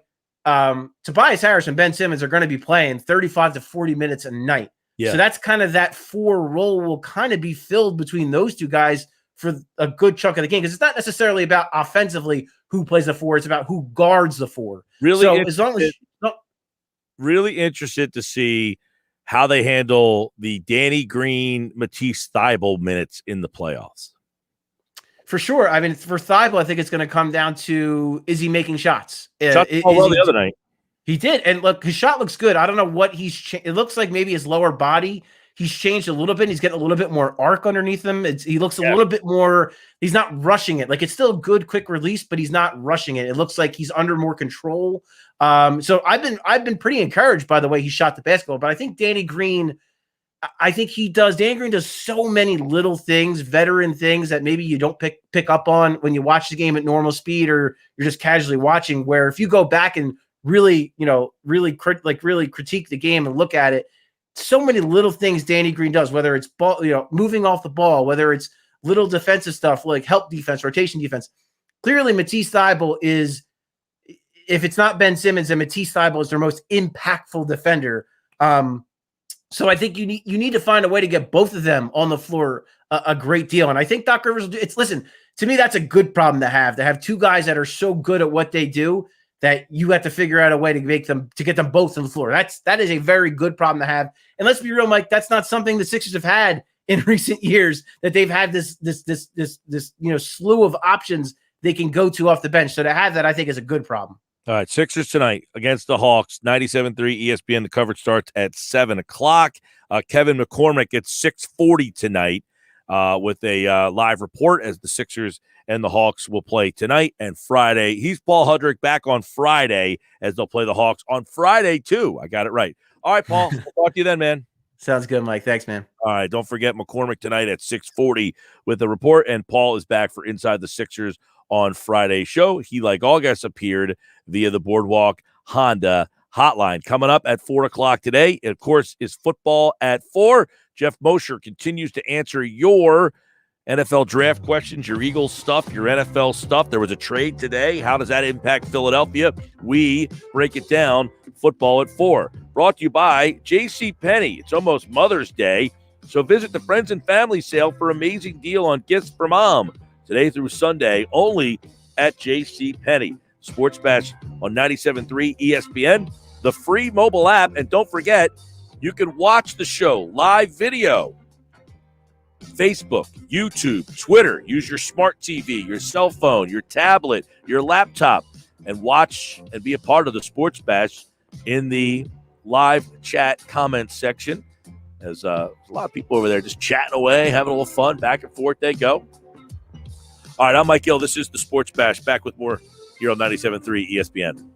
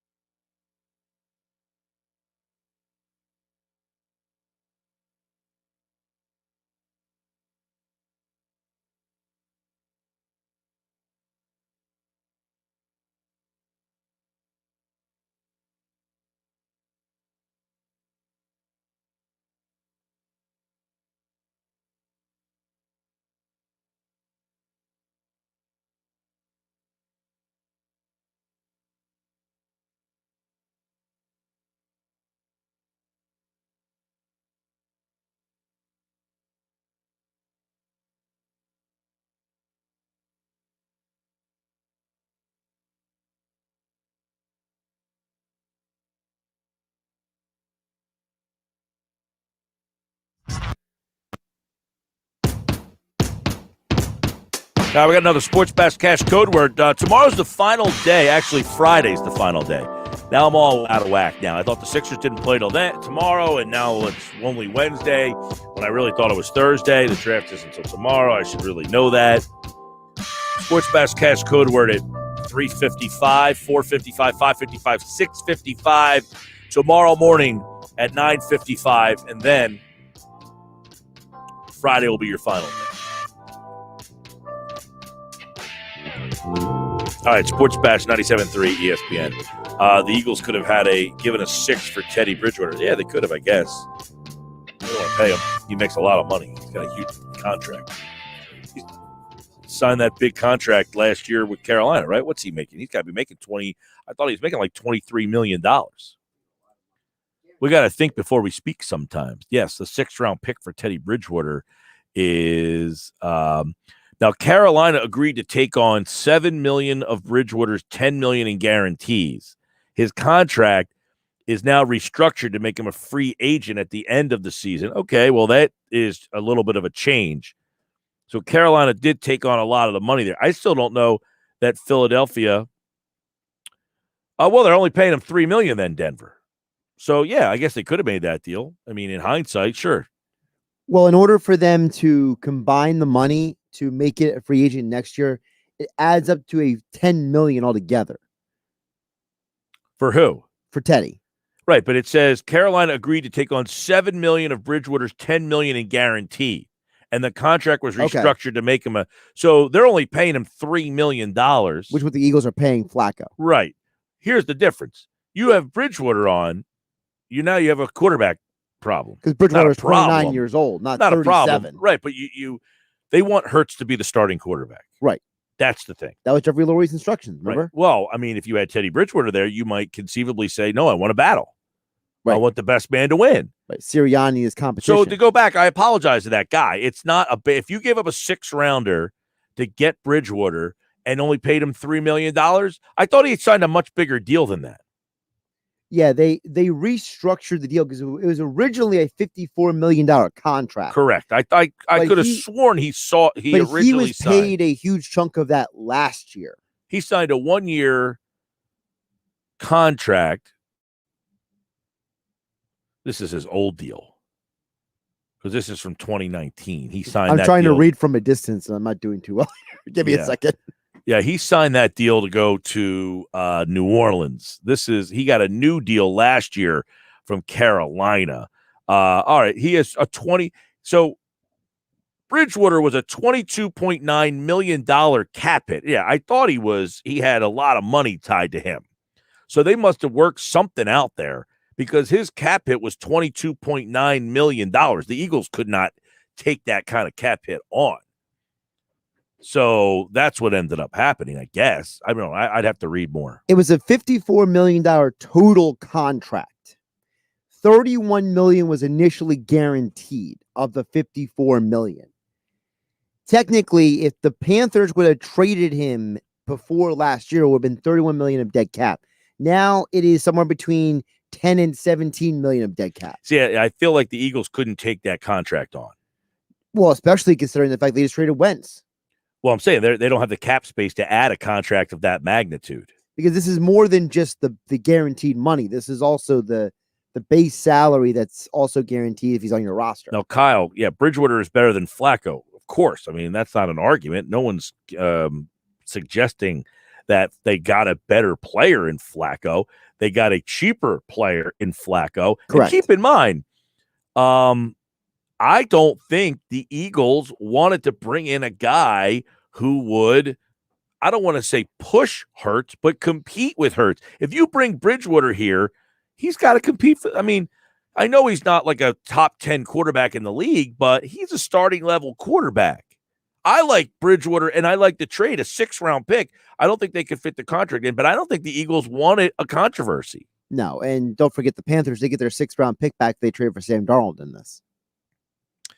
Yeah, well, that's inconsequential to what I'm talking about. I'm saying I don't think the Eagles wanted a controversy. Correct. I don't think they wanted a player who would conceivably,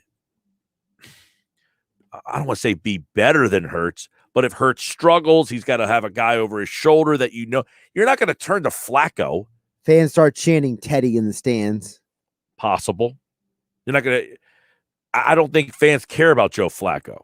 And not that Bridgewater's great, but he's younger. He can still start in this league. Yes. He's a lower end starter. And Denver needs a guy to go in there and stabilize their quarterback situation. And don't forget George Patton drafted him. Oh, and guess what?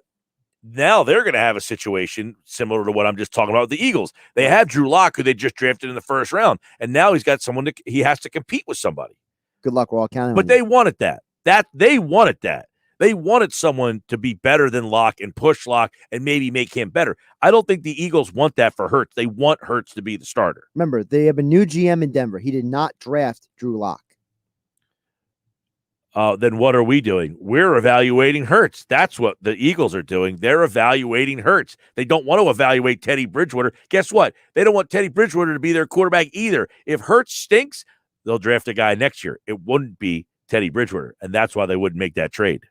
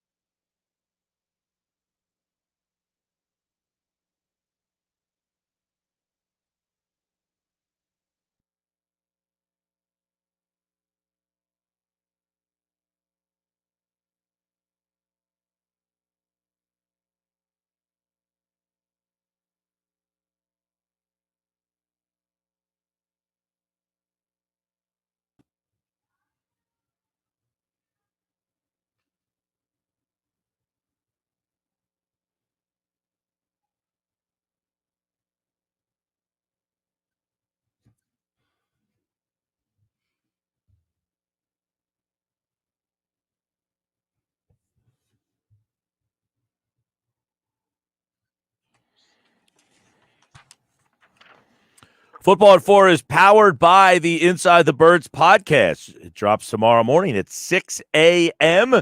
with the latest on the NFL draft. Draft coverage here on the Sports Bash is brought to you by GMS Law. Make the right call with 4 convenient locations to serve you. GMSlaw.com. Geoff Mosher is here for today's edition of Football at 4.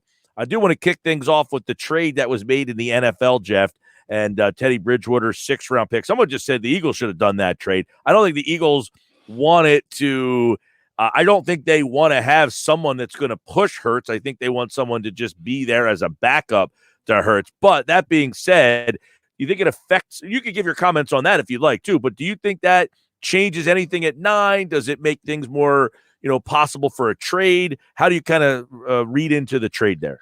Well, did the person mean that the Eagles should have done that a lot earlier than paying for Joe Flacco as far as getting a quarterback on the cheap? Because why would you go get Bridgewater if you already brought in Flacco for the reasons you're saying as to be a backup, right? Right. I think it was more, hey, for a 6th-round pick, if you waited and you could have made this trade, I would rather this than what you did with Flacco. Sometimes you don't know who's available, right? And sometimes people become available at different times. So I don't know that necessarily that deal was on the table a month ago when Joe Flacco signed. So we'll hard to comment on that. As far as the trade itself, though, not great news, I would think, for the Eagles because the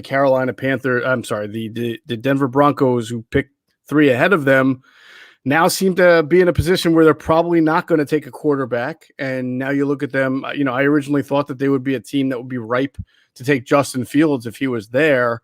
Now you look and think, well, where's the value there at 9? Cornerback certainly could be there. And 8, 9, 10, Panthers, Broncos, Cowboys, that's kind of ripe cornerback market. And so if you're Howie Roseman right now, you're a little concerned, maybe even a little bit more than you were before this trade. Yeah, and the one question I would have is if they're at 9, they now have Bridgewater, are they more inclined to move back and say, all right, we have a quarterback. It's not a necessity for us to get one. Team. You know what I mean? Yeah, it's possible. I mean, I think that 8, 9 area is the Panthers too, right? They're picking at 8, and they traded for Sam Darnold. So, Justin Fields is on the board. You're a team like, let's just say New England, right? You want to move up.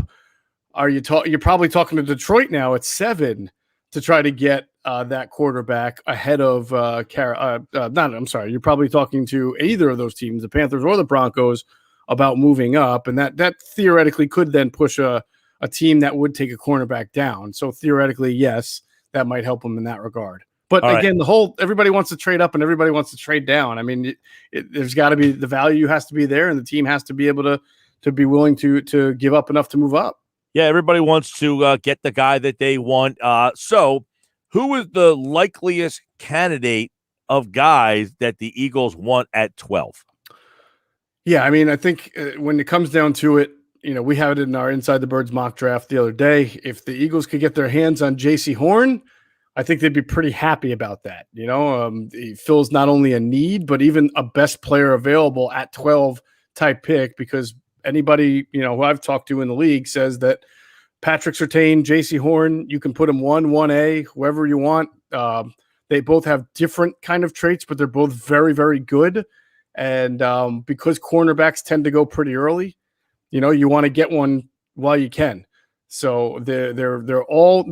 There's nobody I spoke to who feel like these guys are overhyped, overrated, shouldn't be top 12, shouldn't be top 15, and maybe could be top 10 type picks. So it meets the need and the value there. So J.C. Horn is certainly a guy that, and I think Surtain still might go off the board before him.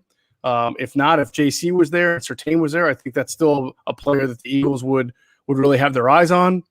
If both of those guys are not there, I sense that Rashawn Slater would be a player on that's high on their list for offensive line, and the fact that they've got 3 offensive linemen north of 30, 2 of them who are well north of 30, and Slater can play multiple positions. After that, you got the 2 Alabama wide receivers. I know the Eagles do like them as far as what they bring to the table. It's not necessarily a position that Eagles value a lot at that position historically in the first round, but you can't deny their talent. And of course, you can't have the conversation if all these guys are gone, which is, by the way, possible, of a pass rusher, and Kwity Paye would kind of fit the bill there. No doubt. Geoff Mosher, Football Fort, powered by the Inside the Birds podcast. Now, Sal Powell was on Friday's show. He said something that kind of raised some eyebrows, I thought. I want to get your take on this, and then it's a little draft related as well, but kind of big picture related. Take a listen. They don't want to take shortcuts, meaning build from the inside out, stay to the core values that they had when they drafted Fletcher Cox, they drafted Lane Johnson, they drafted Brandon Graham, they drafted Jason Kelsey, who are the cornerstones of the trenches of the football team. The point he was making with that, and I could play the other part of that, was that he said inside the NovaCare Center, they think this. The feeling that I get in talking to people on background in NovaCare is that they feel like they can compete in the division this year, that they're not that far away. And, truth be told, won 4 games. The Washington football team won 7 and won the division. Right. So there's a difference of 3 games. So they don't feel they're that far away, but don't take a shortcut, meaning, does that to you mean let's not take a wide out, let's not get cute, let's stick with what we know, let's get an offensive lineman, or as you just said, Kwity Paye, let's go defensive lineman. They are the money positions, the offensive line, the defensive line. That's where this team has been built when they've been successful. Yeah, I mean, in fairness, for as long as I've been covering the team, I can't remember, and there have been down years. It's not like they're in the playoffs every single year. I can't ever remember a time that the organization felt that they were going into a year where they didn't see a chance to compete, right? So they should feel like they can turn it around quickly or they can compete, because the division has been a carousel for quite many years, right? I mean, there's always, what is it? How many straight years has it been since that we haven't had a division champion repeat? I think since 2004, right? The Eagles in 2003 and 2004. So that should tell you that every team in the NFC East should feel like it's got a shot to compete. And of course, there's talent. Every single NFC East team has a decent enough amount of talent to feel that way if they get that player that can push them over a hump, whether it's a quarterback or a pass rusher or a lineman. The Eagles do like to build from the inside out. Doesn't mean they always take from the inside out. I mean, Andy Reid did draft Lito Shepherd in the first round at one point. So, I mean, that's why I sit here and tell you, if those 2 corners aren't here, you have to consider Rashawn Slater if he's there, because of the value that they put on the line. And I know that they like him. Right. And I guess off that, if someone in that, if the people in the front office are like, look, we're not as far off as people think. If we just, let's stick with our core values, let's get that to me, that statement, if their mindset is that they're not as far. Now, if your mindset is, look, we're not close this year, let's start doing this. Maybe they waddle off. Well, I say waddle off. They go off No pun intended. A guy like Waddle, right? And say, look, let's get a weapon. But if they think that they have a shot, maybe that indication is, all right, we're not that far out of this thing. Let's get a lineman. Let's play it safe. Let's go down that direction, which would bring us to, if they trade up. Well, real quick, though, just to respond to that, I wouldn't look at Jalen Waddle if they had drafted him. Let's say J.C. Horn's on the board and they still took Jalen Waddle. I wouldn't interpret that as a sign that they were getting cuter or that how they feel about where they are. I would like to interpret that is that they just felt that he was better as the best player available than the guys that were also on the board in that category. So I would like to think that you don't read into their first round pick as where they think they are on the competition scale. And it should just be, are we getting the best player for our team and our fit and our identity? Geoff Mosher, Inside the Birds podcast. If they trade up, who's in the mix? If they trade up, you would think it's because maybe there's some concern that at where they are, you're not. I've done some many permutations. I'm sure everybody has.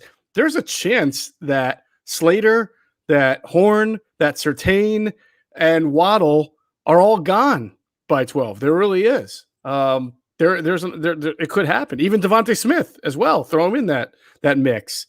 So if they trade up, it's because there's 2 things involved, right? It's because the cluster after that, they don't have valued as upper first round material. Meaning, like, I've spoke to 2 teams, right, about how many prospects they have considered first-round talents. It's very rare, Mike, that teams see 32 first-round picks or more. What often happens is you get about 15 to 18 players that you say these are first-round talents. And unfortunately, teams that pick from 20 to 32 often have to take a player that they see as a second-round talent, but just because there's no first-round talents left, that happens pretty much every year. So, in fact, one team told me that they've got 15 first-round talents. Another team told me had 18 first-round talents. So the point I'm trying to make here is at 12, if a lot of the guys that we just talked about who have first-round talent grades start to go, and how he's looking at there and seeing a cluster of guys that he doesn't think are worthy of being picked 12, they don't value there, then he may feel like I've got to jump up and get that guy. And I also don't think you can discount. I said this to you the other day, right? I said, look, I think the Eagles are out of the quarterback business because they traded out of 6, right? I still feel that way, but I can't discount the fact that we don't know what San Francisco is going to do. They could take Trey Lance and not make Mac Jones. They could take Mac Jones, not Trey. They could take Justin Fields. And then all of a sudden, one of those guys starts to go down and down and down. And then you have to wonder, do the Eagles bite on that? I don't know, but I think you have to wonder. I never really thought Justin Fields would be there at 10 or 11 or 12. But now that you see these moves getting made and Denver picking up a quarterback, starting to think, well, maybe he will. Maybe that tantalizes Howie. I like this one because Jalen says, Jeff, some reports today, maybe BS, perhaps actually go Waddle over Chase. If that happens, is that a scenario where then Howie says, I got to get to 7? You know what? I'm going to say this. I anything can happen. We know that. I mean, last year showed us that. But for the Eagles to move up and give up draft capital, do I think they would do that to take a wide receiver? I can't. And I'm just going by their history, their valuation of positions. I'm not saying they wouldn't take one at 12 because he's the best player there and other guys are gone, but I don't know if they're moving up and giving up capital to take a wide receiver. I also don't know that realistically Jamar Chase is going to get within reach, but right. But for the sake of the argument. That's the BS meter that we said all week long. We've got to have the BS meter on almost all the time because all of this stuff is going to be thrown out there on the last day before the draft. All right, let's get into this. Couple things with the current roster. Zach Ertz. I know Adam and you guys talked about this on a recent podcast. Will he be moved tomorrow? I don't know tomorrow, but I'd be shocked if he wasn't moved by the end of the draft. So we'll see what happens. Again, moving tomorrow is like saying, does he have enough value as a second or a third rounder to really get you up into the draft? Or is he part of a package that helps you? It's not out of the realm of possibility. I don't know if you can discount the idea of Howie maybe using as much capital as he has accumulated over the last for this year and next year, and trying to maybe move back, into the first round, late first round, and get another player that he might like. And certainly Zach Ertz could be a part of that trade, but I do imagine he'll be traded before the end of the draft. All right. Anybody else on the current roster that could also be moved? Because everybody just assumes Ertz. Is there somebody else on this roster? Well, I would keep my eye on Andre Dillard. Again, you're looking for a guy who, we know that he's going to have to compete to start over Jordan Mailata. And we've said this a lot. Jordan Mailata is going to be your left tackle going into the offseason program because he deserves it. And that's no knock on Andre Dillard, but Jordan Mailata played well when given the chance and showed he has a lot to build on. And you have not seen that even in the limited resume that Andre Dillard has put out there. And so if you are Howie Roseman and you know that teams are always looking for offensive linemen and someone's willing to take Andre Dillard in some kind of package, right? And that helps you spice up to move up in any round to get a real good player. I'm not talking like, in the 6th round, you trade Andre Dillard in the 6th round pick to get a better 5th round pick. Obviously, I'm talking about day 1 or day 2. Then I could see that happening. Yeah, and that makes a lot of sense. Dillard, I know, was a 1st round pick. I don't know what they think of him or what to think of him. I mean, he didn't play last year. I mean, he played very sparingly. I feel like a lot of Eagles fans remember the night he played right tackle and just was abysmal. And then his answer wasn't great, that he didn't really want to play right tackle. But at left tackle, he handled himself okay. He wasn't, Jason Peters in his prime out there, but he wasn't abysmal at left tackle. He wasn't very good at right tackle, and I think that's what Eagles fans remember the most. So Right. A guy to keep an eye on as well then. All right. What are we hearing about the number of actual first-round talent there is in this particular draft? In other words, if you were to trade back, how far is the depth in the first round? Like I said, there's not going to be 32 first-round players. There's some pretty good players, though, that could be there, mid to late first round, pass rusher of some sort. I'm curious to see where Kwity Paye goes, because he is a guy that the Eagles like, but, he might not be what they want at 12. And if you look at kind of the teams after the Eagles pick, like the Chargers, the Vikings, Patriots, Cardinal, I'm just not sure. Either it's a 3-4 scheme, and I don't see Paye as a 3-4 linebacker, or it's a team that's just going to value offensive line, like I think the Vikings and the Chargers would, or maybe even explosive wide receiver. And so you could see Paye fall down the draft. You could see a good offensive lineman, Elijah Vera Tucker, for example, fall down because maybe some other tackles or players were targeted. So I always have to keep your eye on good play. We see this every year, right? How many times do we see players, not just in the first round, but then, whether it's Metcalf going all the way to the second? I mean, last year, who was the player? I forget. There's like one or two guys every year that you thought were going to be top 10 picks that are there from 20 to 32, and then teams try to do something to get him, or just the team sits there and capitalizes on that. And conversely, Geoff, there's that guy that's always taken in the first round, and you're like, nobody had him in the their mock draft in that first round. I mean, who was the guy that the Saints traded up? Isaiah Davenport. Right.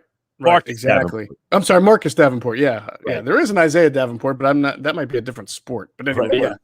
Where you're just kind of like, whoa, he wasn't on anybody's radar. So that's out there too. Round 2, 37. So if you're saying, okay, there might not be 32 first-round talents, is the second-round depth, what areas, prospects are they likely to target with that second-round pick? Is that predicated on what they do in round 1? Well, you hope not, but you just never know.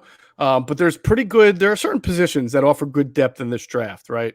Offensive line is one. There are going to be some pretty good interior offensive linemen, and also some good guard/tackles. A guy like Dylan Raduns from North Dakota State, a guy like Jackson Carman from Clemson who can play guard or tackle.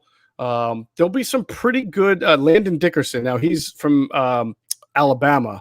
And Oklahoma. He's really good, but he has a long history of concussions. So he's probably a first-round talent who's going to slide. If it's not concussions, it's injuries. I know that. He's had multiple injuries all throughout his college career. So I know people love his play style, his tape, but they're very concerned about the medicals with him.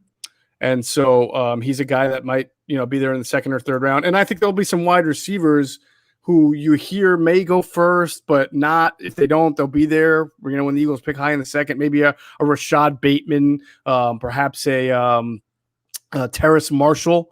As an example, the kid from Ole Miss who's really short but fast as heck, Elijah Moore, is another one. So I know the Eagles like offensive linemen. They like to draft offensive linemen, and of course, if they wind up moving Dillard in a trade, they're going to want to have more depth on the offensive line. So like I said, some of those names wouldn't surprise me if they were targeting there in round 2. All right, I saw a mock draft today, a 7-round mock draft that I thought was interesting. They had 7 of the 11 picks were on the defensive side of the ball. Now, who they took is inconsequential, but that mindset was kind of interesting that 7 players, they went defense. One of them, though, was a quarterback. So, in your mind, where is that quarter? They're going to get a quarterback, right? We've talked about that a lot on Inside the Birds, the idea of drafting a developmental quarterback. Good teams do it, every few years or so. The Eagles did try to do that just 2 years ago with Clayton Thorson, and it didn't pan out very well, as we know. So it's possible, but I got to tell you that the returns I get on some of these guys, so Kellen Mond and Kyle Trask and Davis Mills, I don't even know, because those guys might get like kind of overdrafted on they might be round 2, round 3 guys. I'm thinking Eagles might be looking 4, 5, 6, like a Jamie Newman perhaps, or Ian Book, right, from Notre Dame. So that's where I would look.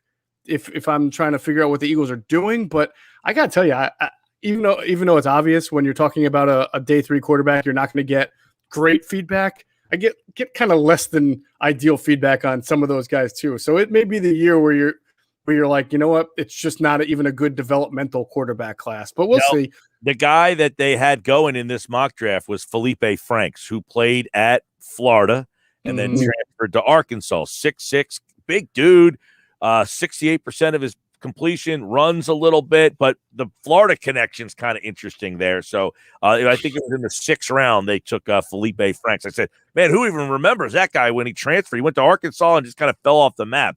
All right, a couple more with Geoff Mosher from the Inside the Birds podcast. The medical character stuff. Can't get him in the building. How is that being kind of compared to years past? How are they figuring that out? I think this is going to be a really interesting first round, Mike, or an entire draft, because the feedback I keep getting talking to people from NFL teams is that the limited time that they've been able to have real up close and personal time, because remember, there's no visits to the NovaCare.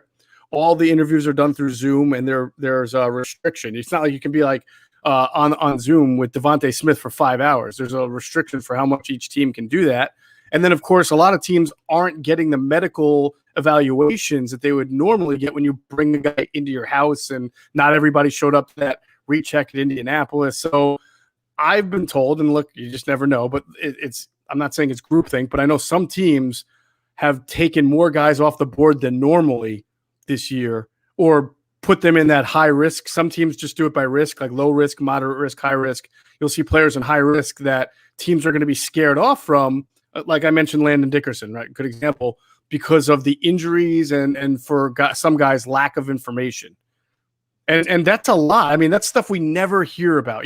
Remember last year that Jerry Jeudy was supposed to be a top 5 pick, top 7 pick. And then 2 days before the knee thing came out and they wound up slipping to Denver pretty lower and it wasn't even the first receiver taken in the draft. So a lot of guys you don't even know about have these surgeries in the past and injuries that they've had to deal with that's going to impact their draft status. Yeah. And I mean, the Farley thing, I think, is another guy to keep an eye on. He got COVID now. This guy has no luck. Right. Exactly. All right. Last thing for Moshe, because this is his last appearance for Football at 4 for the week. So your strongest and weakest positions in this draft class are?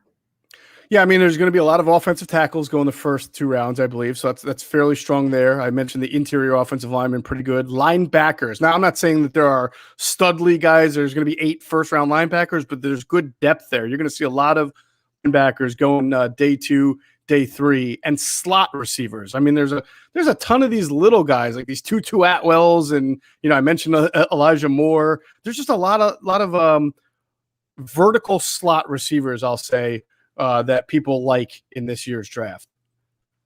All right. And you asked weaknesses, right? After the first few corners, there's a pretty big drop off there.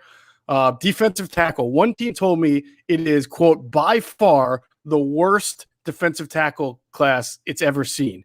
So, or at least in recent history, that's pretty strong. And I would say, Najee Harris and Travis Etienne are good running back prospects. The North Carolina kids are too, but after maybe the first 4 or 5, gets pretty iffy really quickly there. All right, Geoff Mosher, I know you're not on tomorrow, so give us how you think it will play out tomorrow for Philadelphia. Oh, man, you're asking me to predict the unpredictable for this team. I mean, look, if they have their druthers and J.C. Horn is there, I think that's a pretty solid pick for them. If it's Surtain, I think that's solid too, and we'll see what happens. There's such a wild card, Mike, from 7 to 9 right now that it's almost impossible for me to make a guess. But I do feel like if it's going to be the year for corner, this will be the year.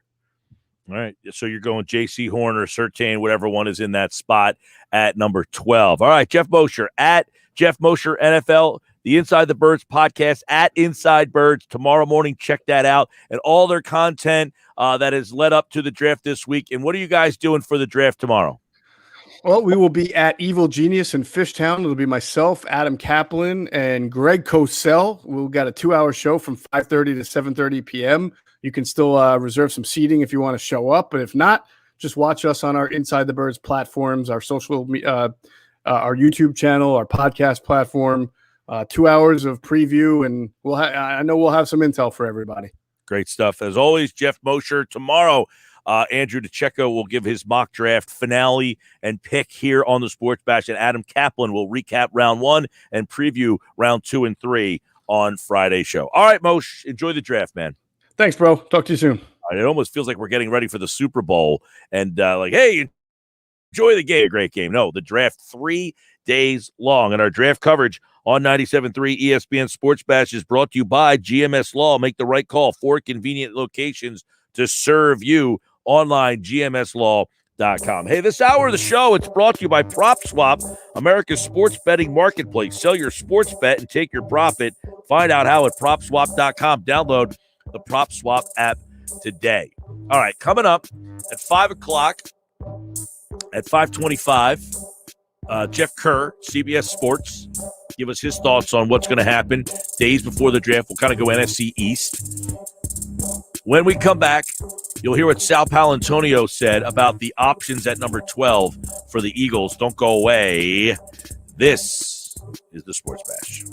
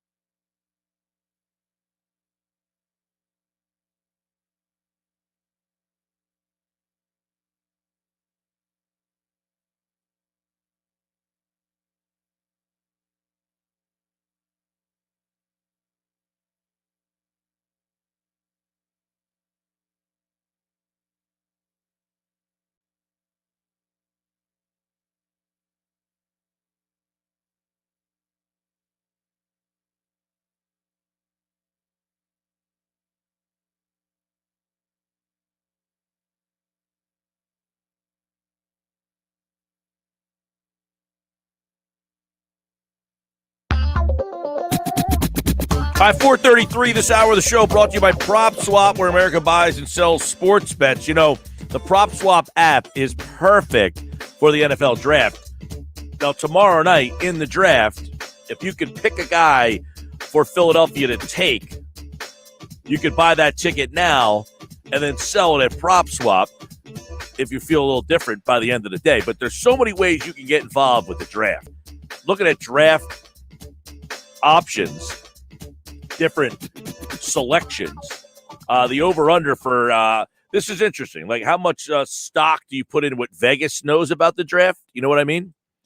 Like, if I was to say, let's play a little game here, Josh. Over-under where Asante Samuel Jr. is selected, what would you say? What now we're talking about total, like the where would he be? Like number 10, number 12, number 15, number 38? I would say over under 32. Close, over under 35 for Asante Samuel Jr. So if you like him for the Eagles at 37, Vegas is saying he will not be on the board for you. How about Elijah Vera Tucker, over under? I would say the over under would be 15. 16 and a half. I have not seen these numbers, by the way. Well, I mean, you didn't get any right yet. You're close. I mean, you're not like nailing these things. You're in the ballpark. Here's a tough one. How about Caleb Farley? I know you didn't see him because they just got sent to me. 28? 23 and a half. Okay, I was off. 23 and a half is interesting because if he starts falling down that far, now you're getting back into the trade-up conversation. You get back in the trade-up conversation, and you also get to a bunch of teams that are not desperate for certain positions. Like the Buccaneers don't need a specific position, right? A team like the Ravens isn't desperate for a certain position, whereas other teams higher in the draft are more desperate. All right, got a couple more here. Actually, I got a lot here, but these are some other intriguing ones. Over under Devonta Smith. This is an interesting one. I would go with, I would say 9. 11 and a half, which means right where the Eagles pick. 11 and a half. Does it get to you? Is it the over or is it right before you the under? He is going to be a fascinating experiment in understanding how people are going to evaluate the measurements of a player and his potential versus actual on-field production. Okay. What about Jamar Chase? I would say that'd be 5. 5.5. Opened at 6. So that actually changed. It's kind of interesting. He is a guy that I feel like everyone keeps screaming that he's going to the Bengals or the Dolphins. I'm just not sold on what the Bengals are going to do yet because they're the Bengals and they make a lot of dumb mistakes. They do. I agree. I think they should take Penei Sewell. Oh, they should, but they probably won't. Right. All right. J.C. Horn, over under. I'll say J.C. Horn's over under is 10. 13. Interesting. So that puts you right at Philadelphia. They're basically saying if it's under, Philly takes him. If it's over, 13 is the spot. All right. Jalen Waddle. I'll say Waddle is 7. Wow. Waddle 11. I don't see him getting out of the first round, honestly. Well, I mean, 11 is. I'm sorry, the top 10 I meant. Okay. Sorry. I was going to say first round. Jeez. I don't see him getting out over under 11, not 31. I meant top 10 because I just think that there are teams that are looking at him as the guy with the higher potential than Devonta Smith. Those two are tough. I mean, like yesterday, we had John Clayton on. He has him ranked 8th and 9th. Right. It's just like, what's your flavor? What's your team need? Right. Do you like peanut butter? Whatever. I mean, what does your team need? Do you need a speed guy? Do you need a slot guy? Do you want a next guy? Do you want a guy who's more explosive? Do you want a guy who's a good route runner? I mean, you might have those guys so close. Each team has a different thought on those two players. Here's one for you. Kwity Paye. I'll go with Kwity Paye 16. 17 and a half. Interesting. Right. And I think he's the highest guy at that position. I could be wrong. Kyle Pitts. I'll say 4. 5.5. Which means he'll be gone in the top 5. You would think anyway. Sometimes Vegas is a little off. Mac Jones. I'm going to go, wow. Considering all the rumors that are out there and considering that Vegas is in the business of trying to make money, I'm going to go 8. For Mac Jones? Yes. 3.5. I'm surprised by that because I feel like they would have made it maybe a different number to kind of try to generate, a little more buy. 3.5 feels like a cop out. All right, let me go Micah Parsons. 9. Micah Parsons, 14.5. Whoa. That was one that I thought was the most interesting. That's way lower than I expected. Yeah, 14.5. Way lower. I figured, too, he's going to be a top 11. I still believe. Like, why don't you buy that ticket right now and put it on prop swap? Prop swap. Because I think he's going to go 11 at the worst.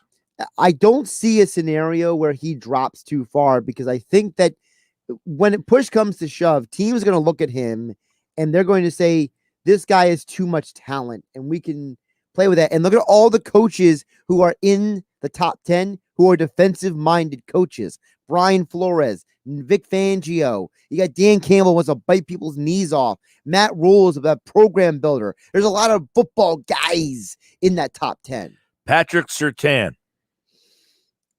Ooh. 10.5? 10.5, right on the nose. I'm only saying that because the Cowboys are at 10, and I'm going to assume as of right now the Cowboys go either defense or offensive line. So they're begging you to take the under there. They theoretically, yes. Unless you're one of those people who believes the Broncos are going to go cornerback. Penei Sewell. I'm going to go 5. 5.5. Same thing. They're saying, like, Cincinnati, this is on you, man. Don't screw this up. Right. Cincinnati has the opportunity to fix their offensive line or continue to kill their quarterback. I don't think there is a more monumental best pick for them. I get it. The other toys are fun, but eventually you're going to, that toy, like, put it this way. You could buy a video game, and that video game might be your best game, and you might play it for weeks and weeks and weeks and weeks, and then you'll eventually get tired of it. But you'll never get tired of bouncing that basketball and going in your driveway and just shooting hoops. So while the video game is you get more excited about, that basketball will always be there for you. And you can always bring your buddies outside and go shoot some hoops. Same with if you're a wiffle ball guy. You want to go out with your buddies. Hey, let's go out and play some wiffle ball. Wiffle ball The guy. video game guy, eventually that game will get old. That's the wide receiver. They cannot pass on the basketball in the driveway. Penei Sewell. They can't do it. Well, I refuse to let them. Well, what about this scenario? I've talked about the fact that what if the Bengals trade that pick? What if one of those quarterbacks Okay, drops if you to trade 5? back now, okay, I'll ask you this. Rashawn Slater. I think highly of Rashawn Slater, but I feel like everyone doesn't. So I'm going to go 14 for Rashawn. 9.5. Interesting. That is surprising to me because I haven't seen him in the top 10. Now he's starting to he's finding himself into the 8th spot with Carolina. Yeah, I've been hearing a lot of rumors about Carolina because Matt Rule wants to build that offensive line in front of Sam Darnold. Smart. Here's an interesting one. How about Trey Lance? See, here's the thing. You already told me 3.5 for Mac Jones. Well, some guys have had the same number. All right, I'll go 3.5 for Trey Lance. 6.5. Now, that's interesting because the two teams that are at 6 and 7 are not teams that we are expecting to draft quarterbacks. So what you're assuming is maybe a team trades up if you're playing around with that ticket. That's a good, you're thinking definitively the first 3. You're not sure about 4. Right. 5, no. 6 probably not. Probably not. 7 probably not. Nope. 8. Even 8's probably not. 9 after today, less likely. Less likely, yes. Yeah, the next spot that you think may take a quarterback would be, I would imagine there could be 2 quarterbacks on the board when Philadelphia picks. I think 1 quarterback for sure. I think one of these Which teams I don't like, by the way. One of these teams is going to trade up for a quarterback. Now you're telling Roseman, hey, you have a chance to draft one of these quarterbacks if you want. I think that the Eagles are going to steer clear of the trouble. All I know is if the Eagles draft a quarterback at 12, follow at Jeff Nadeau and watch the reaction. That's what I want to see. I almost want to see them draft a quarterback just to see his reaction. I believe the Eagles will draft a quarterback in the later rounds, not the first round. That's what I'm going to go with. If 2 are there at 12, they're going to trade it. What if the first 3 is there a bet that if there's 2 quarterbacks at 12, I can bet on that the Eagles would trade it? That's the bet I want. I'm sure you could find it. That's the bet I want to put I'm on just prop concerned swap. that if Fields and Lance are both there and Howie Roseman's like, I got to take one of these guys. I got to. I just don't see both of them being there. If there's two quarterbacks that Well, do then, fall. which to the teams, I guess a trade up would be the other option. Right. And I think that's why everyone keeps talking about the Patriots and the Bears potentially trading up. Man, that bothers me if that happens. I don't want to see the two quarterbacks there at 12. This draft really feels like to me one of those drafts where someone's going to draft for a quarterback and it's going to implode in their face. Sal Powell on the Eagles options at 12. At 12, they can go in a lot of different directions, depending on the position that they're targeting or the player that they're targeting. But the bottom line is if you draft for need and ignore your board in the end, like they did with Dillard, and I think they drafted for need with Dillard, then you really hurt yourself long term. So that's why the quarterback thing to me is when he just said there, if you draft for need instead of what's on your board, if Fields is there at 12 and he's the highest player on your board, right? Maybe. If you're listening to what he just said, Sal Powell. Here's the problem I have, and let me ask you this question, Mike. I have trouble wrapping my head around this best player available thing because I heard Sal Powell say it. I've heard Mosher say it multiple times. At some point, don't you have to differentiate between the best player available and the best player for your team? Those are not one and the same every time. I don't like the whole best player available because I don't think that you can realistically follow it. In other words, if I am Cincinnati, Josh Fields might be the best player available when I pick on my board, but I have Joe Burrows. Right. You can't be a team that has Joe Burrow or some other the Baltimore Ravens are not drafting a quarterback in the first round, right? You can't tell me, or if you're a team that has the Cowboys are not drafting Jamar Chase. They already have 3 wide receivers. So that guy may be the best player on your board, but doesn't mean that you should draft that guy. Of all the teams that would do it, they would be in the mix. Well, the thing that's ridiculous about Jerry Jones is there's a conflict right now because Jerry Jones keeps salivating over Kyle Pitts. Well, he said today, did you see what he said today? That you don't give up your assets just because you like somebody. Right. Well, he's saying that also because probably everyone around him is telling him that, chill out.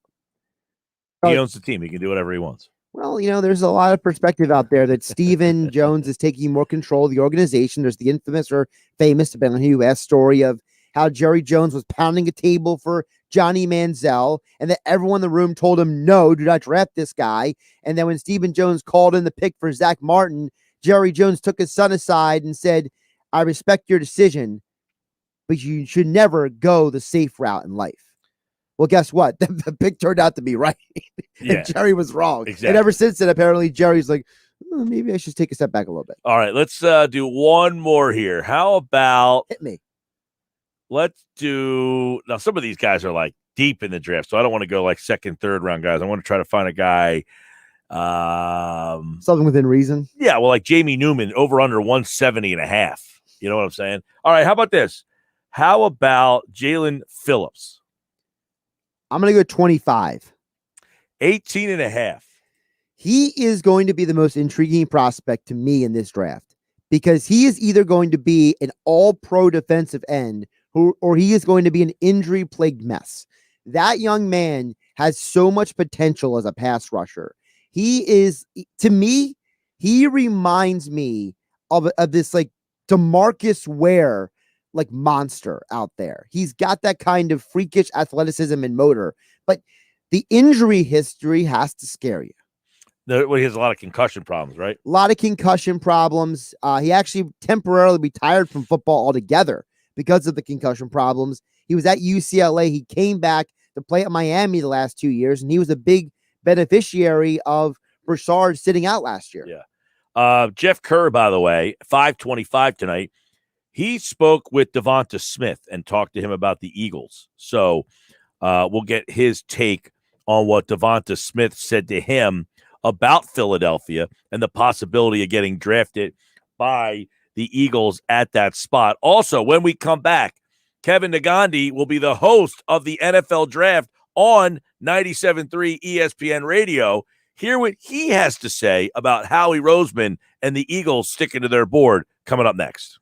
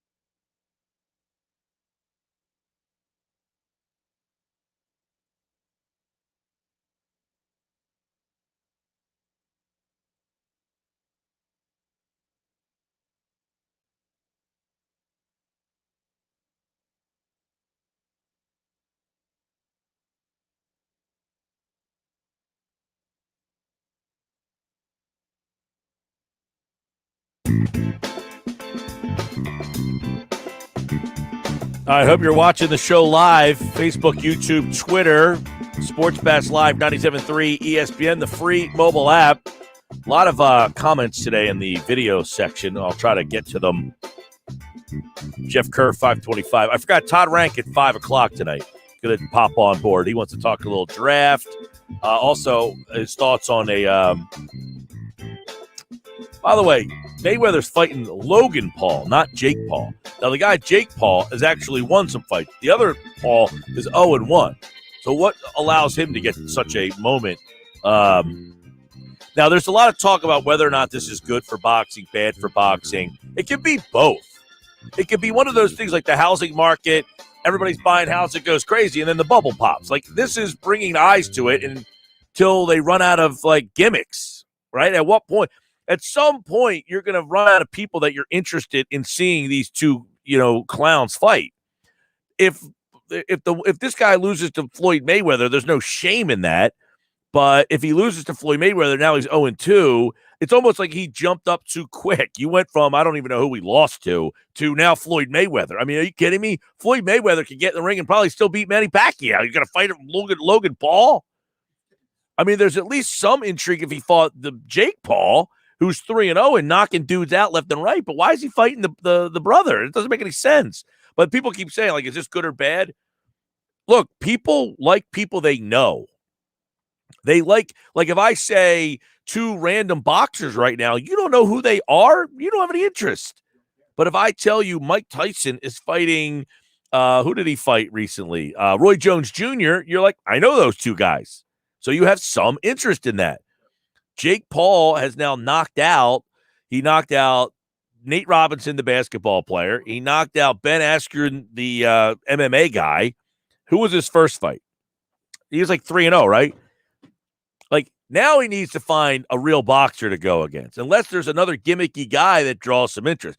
So I don't know that this is good, and I don't know this is bad. I think it's just what it is. It's the state of boxing. I'm no boxing hater by any stretch of the imagination, but I don't have any interest in watching Logan Paul fighting Floyd Mayweather. Now, if you told me Jake Paul was fighting Floyd Mayweather, I actually might want to see, like, hey, this guy's knocking dudes out. Does he have some stiff right hand that we're not aware of? All right, Rank on the other side. We'll get his thoughts on that, plus some draft stuff. 97.3 ESPN, the Rank Report next.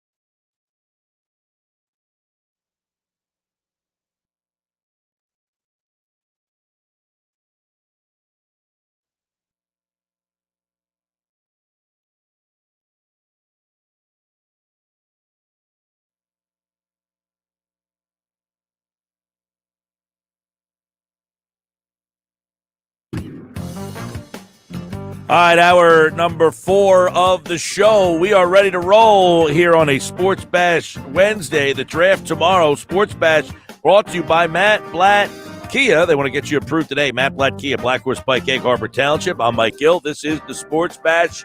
All right, tomorrow's the draft. We'll get into that. We got, by the way, I didn't really give my opinion on the no-hitter that wasn't a no-hitter but really was a no-hitter.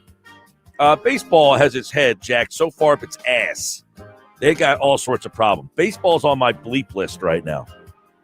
I mean, baseball's got all sorts of problems. The guy throws a no-hitter in a game that you dictated the rules were 7 innings. And now you're saying, hey, our game's 7 innings, but your achievement will not be recognized as the achievement. Baseball, get out of my face right now. That's what I want to get. Baseball needs to get out of my face. All right, Sports Bash Live, 97.3 ESPN on a Wednesday. The Rank Report, what's going on? Our former Sports Bash co-host Todd Rank will stop in as we have a little fun on a Wednesday, as we like to do. What's up, dude?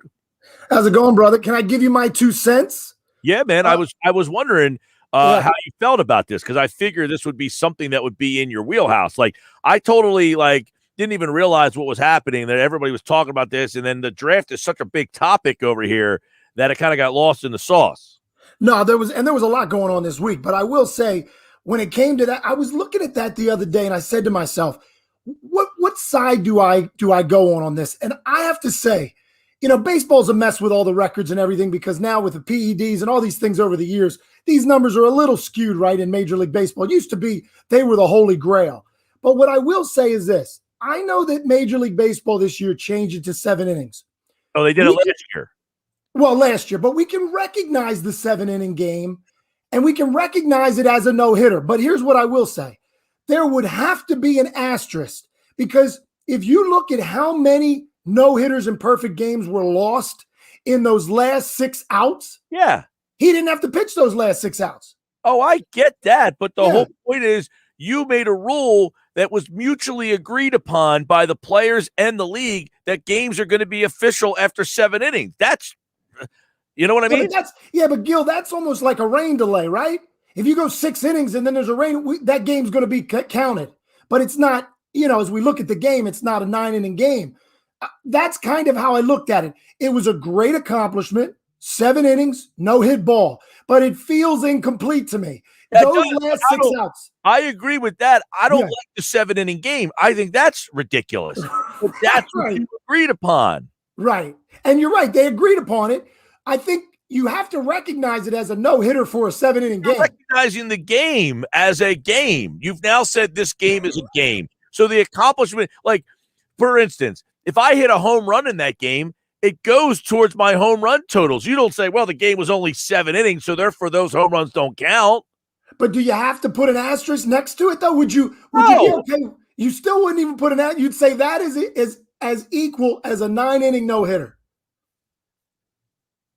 I mean, in my mind, no, but they're calling it a notable achievement. They're not saying it's a no-hitter. They're calling it a notable achievement. Well, look, that would be as if a pitcher got pulled out of the game in the 7th inning with a no-hitter.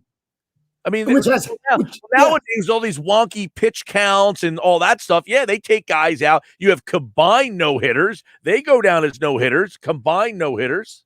Exactly. So I would put this in that category where, it's a feat and accomplishment if one pitcher goes 9 innings, no hit ball.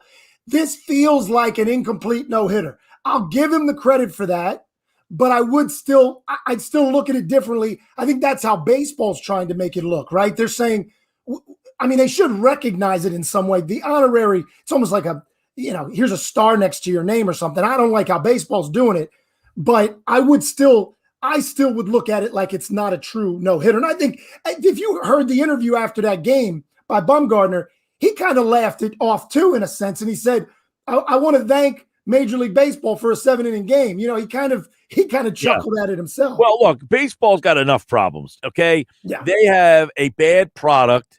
The batting averages of the league right now, all right, I just saw this yesterday. I talked about it. The combined batting average of everybody in the league, what do you think it is?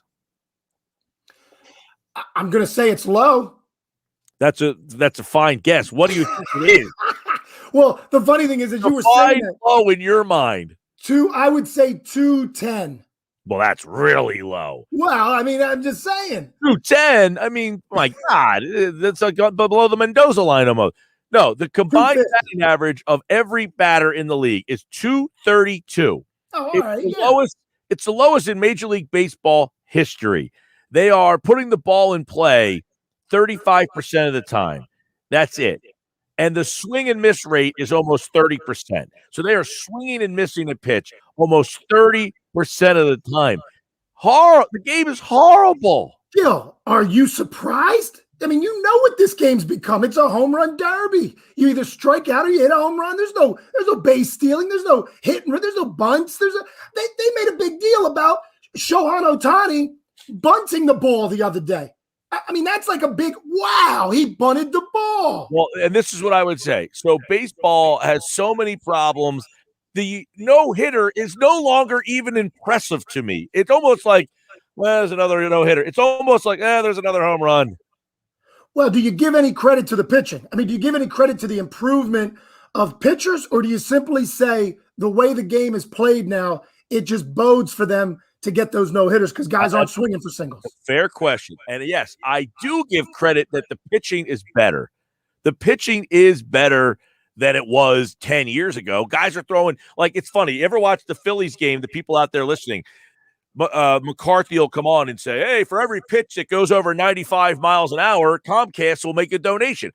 They must be making a donation on every pitch now. These guys are going over 95. But 5 years ago, that never happened. Well, yes, the pitching is better. But what I would say is the adjustment that the hitters have made is not to combat better pitching. It's only to make it better. Like the way the approach that the hitters have now is not an approach to take for a guy throwing 98 to 100. It's only enhancing the pitcher who throws his 98 to 100's ability to get you out. Valid point. And I would say to this, with that average being a 232, does that not make what Mike Trout is doing to start the year even that bigger of an account? I mean, again, I'm on the West Coast. Sadly, he's from New Jersey. I don't know how many over there are watching his games. This guy's unbelievable. I mean, you're telling me the whole league as a whole is down, and this guy just consistently is the best player in the game that is not being talked about, that's hitting over 400. The guy is unbelievable. And again, is it because he's in the West Coast market, because he's on the Angels? I don't know what it is. But again, it just makes me look at Mike Trout as I'm watching him out here, and I go, wow, because the guy is so consistent in what he can do. And he's a power hitter. He can hit the home runs, but he also can hit the doubles and the singles and drive in runs. And right. Okay. But that's a perfect example of how good that guy is. And most people don't know him, wouldn't know what he's doing, have no clue. And that's why I say baseball, like if we were going to a game, okay, I said, Todd, I got 2 tickets for the Phillies game tonight. You want to go? I'll be there. What's your first question, though, about the game? Who's pitching? Correct. Who's pitching is the question. Everybody asks, who's pitching? And yet baseball continues to want to promote guys' exit velocities and launch angles, and nobody cares who's up to bat. They only say, who's pitching? That's it. Well, I will tell you this. Me and my buddy out here, guess what we're going to do real shortly? We're going to find out when Ohtani's pitching, but we also get to see him hit. That's the beauty of this guy. So we're heading to an Angels game soon enough. Right. Luckily, like that's an interesting thing because I hate the DH and people like the DH. And I will say, look, there's a game within the game on every single pitch. If you watch the game within the game every pitch, you're not bored. The game's not slow. You don't need a home run every single pitch because you're having so much fun trying to figure out, okay, it's a 1-1 count. That pitch was on the outside part of the plate. It's 1-1. Is he coming up and in? Is he going a little off speed? If you had that conversation after every single pitch, the game's a lot more interesting. Agreed. And again, I don't know. Not for everybody, I get it. Well, right. I mean, look, there's certain baseball fans that are out there to dissect, and they take out their booklet and they're writing every pitch, every game. Then there's just the fair weather fan who just wants to watch some action. But to your point, Mike, baseball's in trouble. They've got to figure out what they can do to bring excitement back. We're a society that is very quick to judge. We want immediate action, immediate entertainment. 162 games is not that. So I don't know what they're going to have to do something to change up the game. I saw what they were going to do. I think they're experimenting down in the minors. Is that right? Where they pushed the mound back another 1.5 feet? They did. I mean, I don't. Again, the purist in baseball. You're asking for more arm injuries. So let's move the mound back so they have to put more strain on their arm. That's a smart move. Yeah, well, I mean, but they're trying to get it where you can react quicker, get more hits, get more action. I think they thought they liked the home run derby a couple of years back, but now they're seeing that pitchers are going to beat that more times than not, right? Let me ask you this. So this morning, the show before me, Bob Wischusen was filling in for Greeny, and he brought up the thing. He said, look, you don't need all these gimmicks. You don't need to put a runner on second base in the extra innings. You don't need this. You don't need that. You don't need 7-inning doubleheaders. If you just simply did what every other sports league does and put a clock on the mound. And if the pitcher had to get up there and throw within 20 seconds, that changes everything. But baseball just absolutely refuses to acquiesce to that. They don't want to put a clock in. But if you just simply said, forget changing all these other rules, just put a pitch clock in, would that be the change that is necessary? Well, it would help, but didn't they experiment with that in the minors too? And they won't adopt it. They don't like, but these baseball people, they don't like the clock. Our game doesn't have a clock. We don't want a clock. Well, then they put the number of mound visits, right? They put that in play. That's what he said. This guy was saying, forget the mound visits, forget if you're a pitcher and you come in the game now, you have to face 3 batters minimum. You have to stay in to face 3. So get that out, get the mound visits out, get all these things out, and you can shorten that game to where you want to be in a 3-hour window if you simply put that pitch clock in.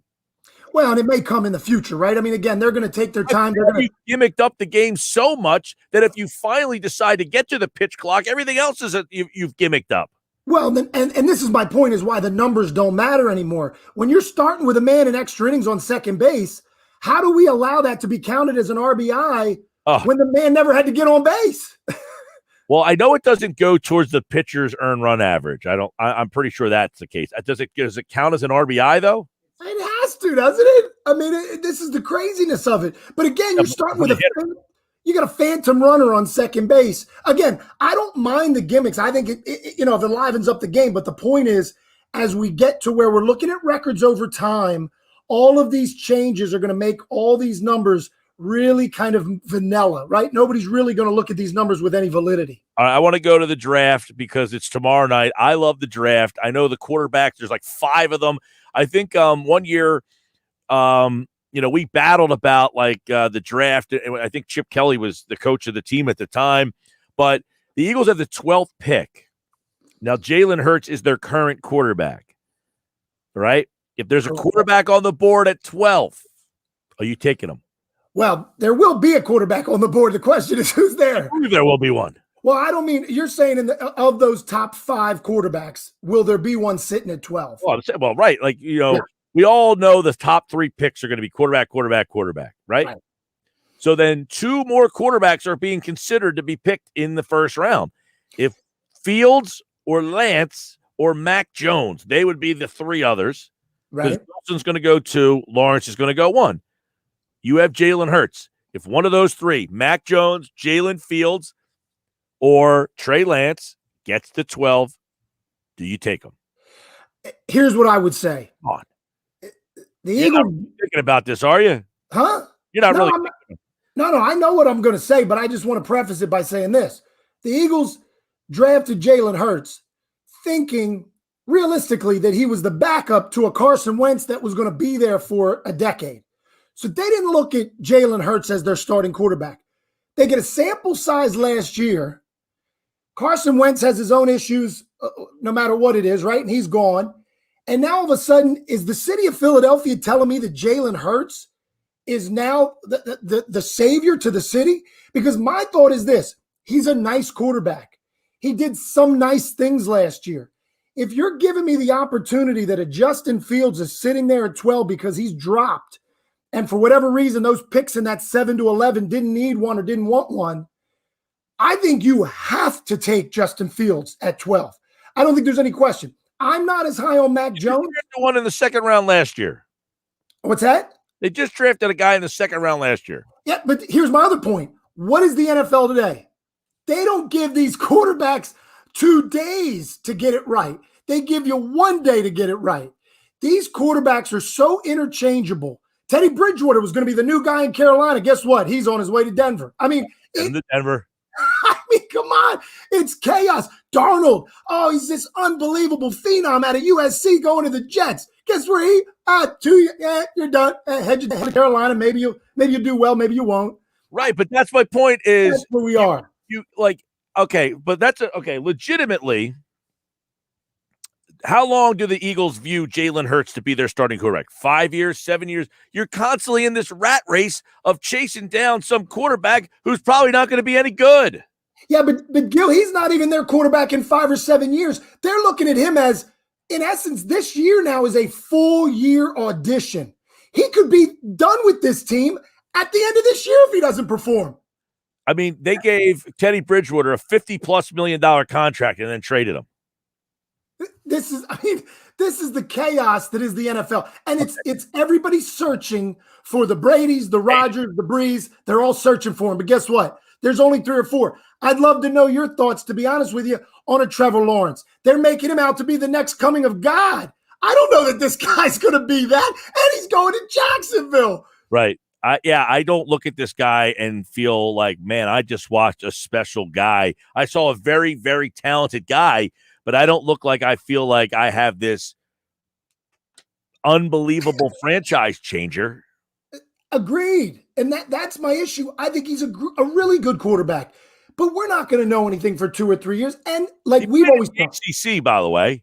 Yeah. I mean, he played Duke.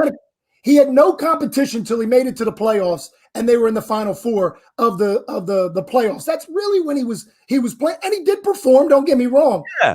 But the point is, we talk about Fitz, Gill. Where do you go? He's got a new coach. He's got Urban Meyer, but Jacksonville has not been set up to succeed for a long time. Let me read you what this says. It says Clemson quarterback Trevor Lawrence is among the most exceptional talents at the quarterback position to ever enter the NFL. Come on. I mean, again, I think people are going way overboard. Now you got the Zach Wilson kid. He looks a lot of fun to watch, Zach Wilson. Again, I got to see him perform. All right. That's all the time I have today. Oh, I got so many more ideas. I can't wait to see what the Eagles do tomorrow. I think we're all in that boat because it's been a while. They haven't been relevant. They've been out of the playoff chase since about October. Offense, defense. Who you got? Who they picking? Offense, defense. I think they're going to go defense, man. I think they're going to go heavy defense. Oof. You know why? I believe that Roseman. He believes that Peterson did a poor job with Rieger and J.J. Arcega-Whiteside, and he thinks this Sirianni can get more out of those young men.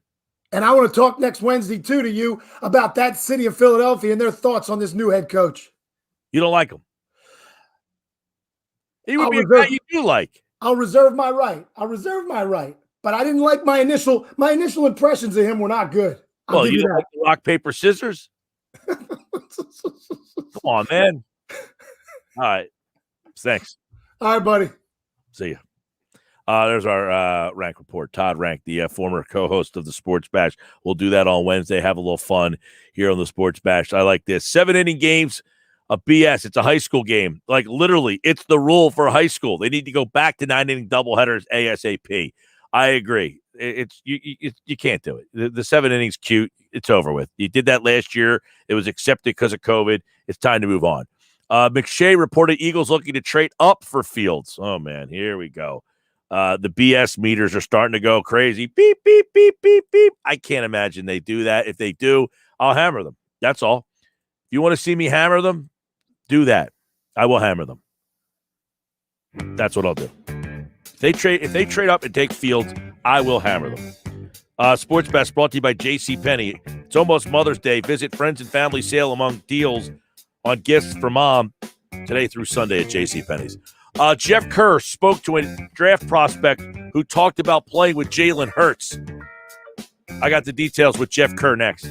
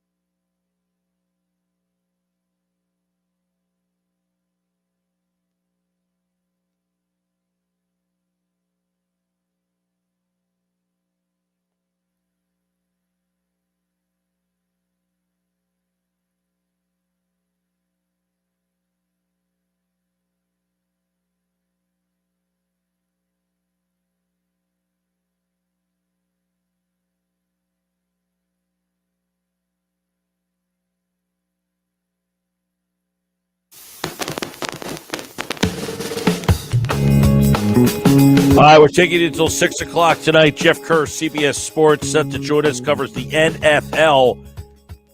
A lot of interesting scenarios we want to bring up. There he is. If you're watching the live stream, at Geoff Kerr, CBS. Draft tomorrow night. All right, I'm ready to get right into this, man, because I got a lot of questions. And starting with this. If a quarterback is on the board at number 12, would Howie Roseman take him?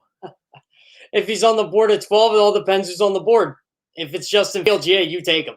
I love Jalen Hurts, but you take Justin Fields, plain and simple. That's the guy. Anybody else? No. Justin Fields, yes. So if Justin Fields is there at 12, Roseman takes him. I would say yes. I don't think you can pass him up. Franchise quarterback. Okay, wow. If he's on the board at 12 and they take him, does he start over Hurts this year? I think they might have to look at certain situations where you might have to trade Jalen Hurts. I think they'll compete for the job, but Justin Fields is the guy. I think he can start week 1. I really believe that. I think he's the second best quarterback in this draft. And, some of my quarterback takes are very good and some are very bad, but I'm pretty positive about this one. Fields is so interesting. I mean, he had bad games against bad teams. He had good games against good teams. I mean, not a lot of tape on him. I mean, a lot of these guys, they only play 2 seasons now and then they're gone. So he's interesting to me. All right. Devonta Smith told you about playing with Jalen Hurts. What did he say? Well, this is pretty much the gist of it. He's a competitor. He's a warrior. He'll go to battle for you. He's a winner. That's pretty much what he said. And he'd love to be reunited with him again. I don't know if they've actually talked about. I'm sure they have. I mean, those two played together for 2 years.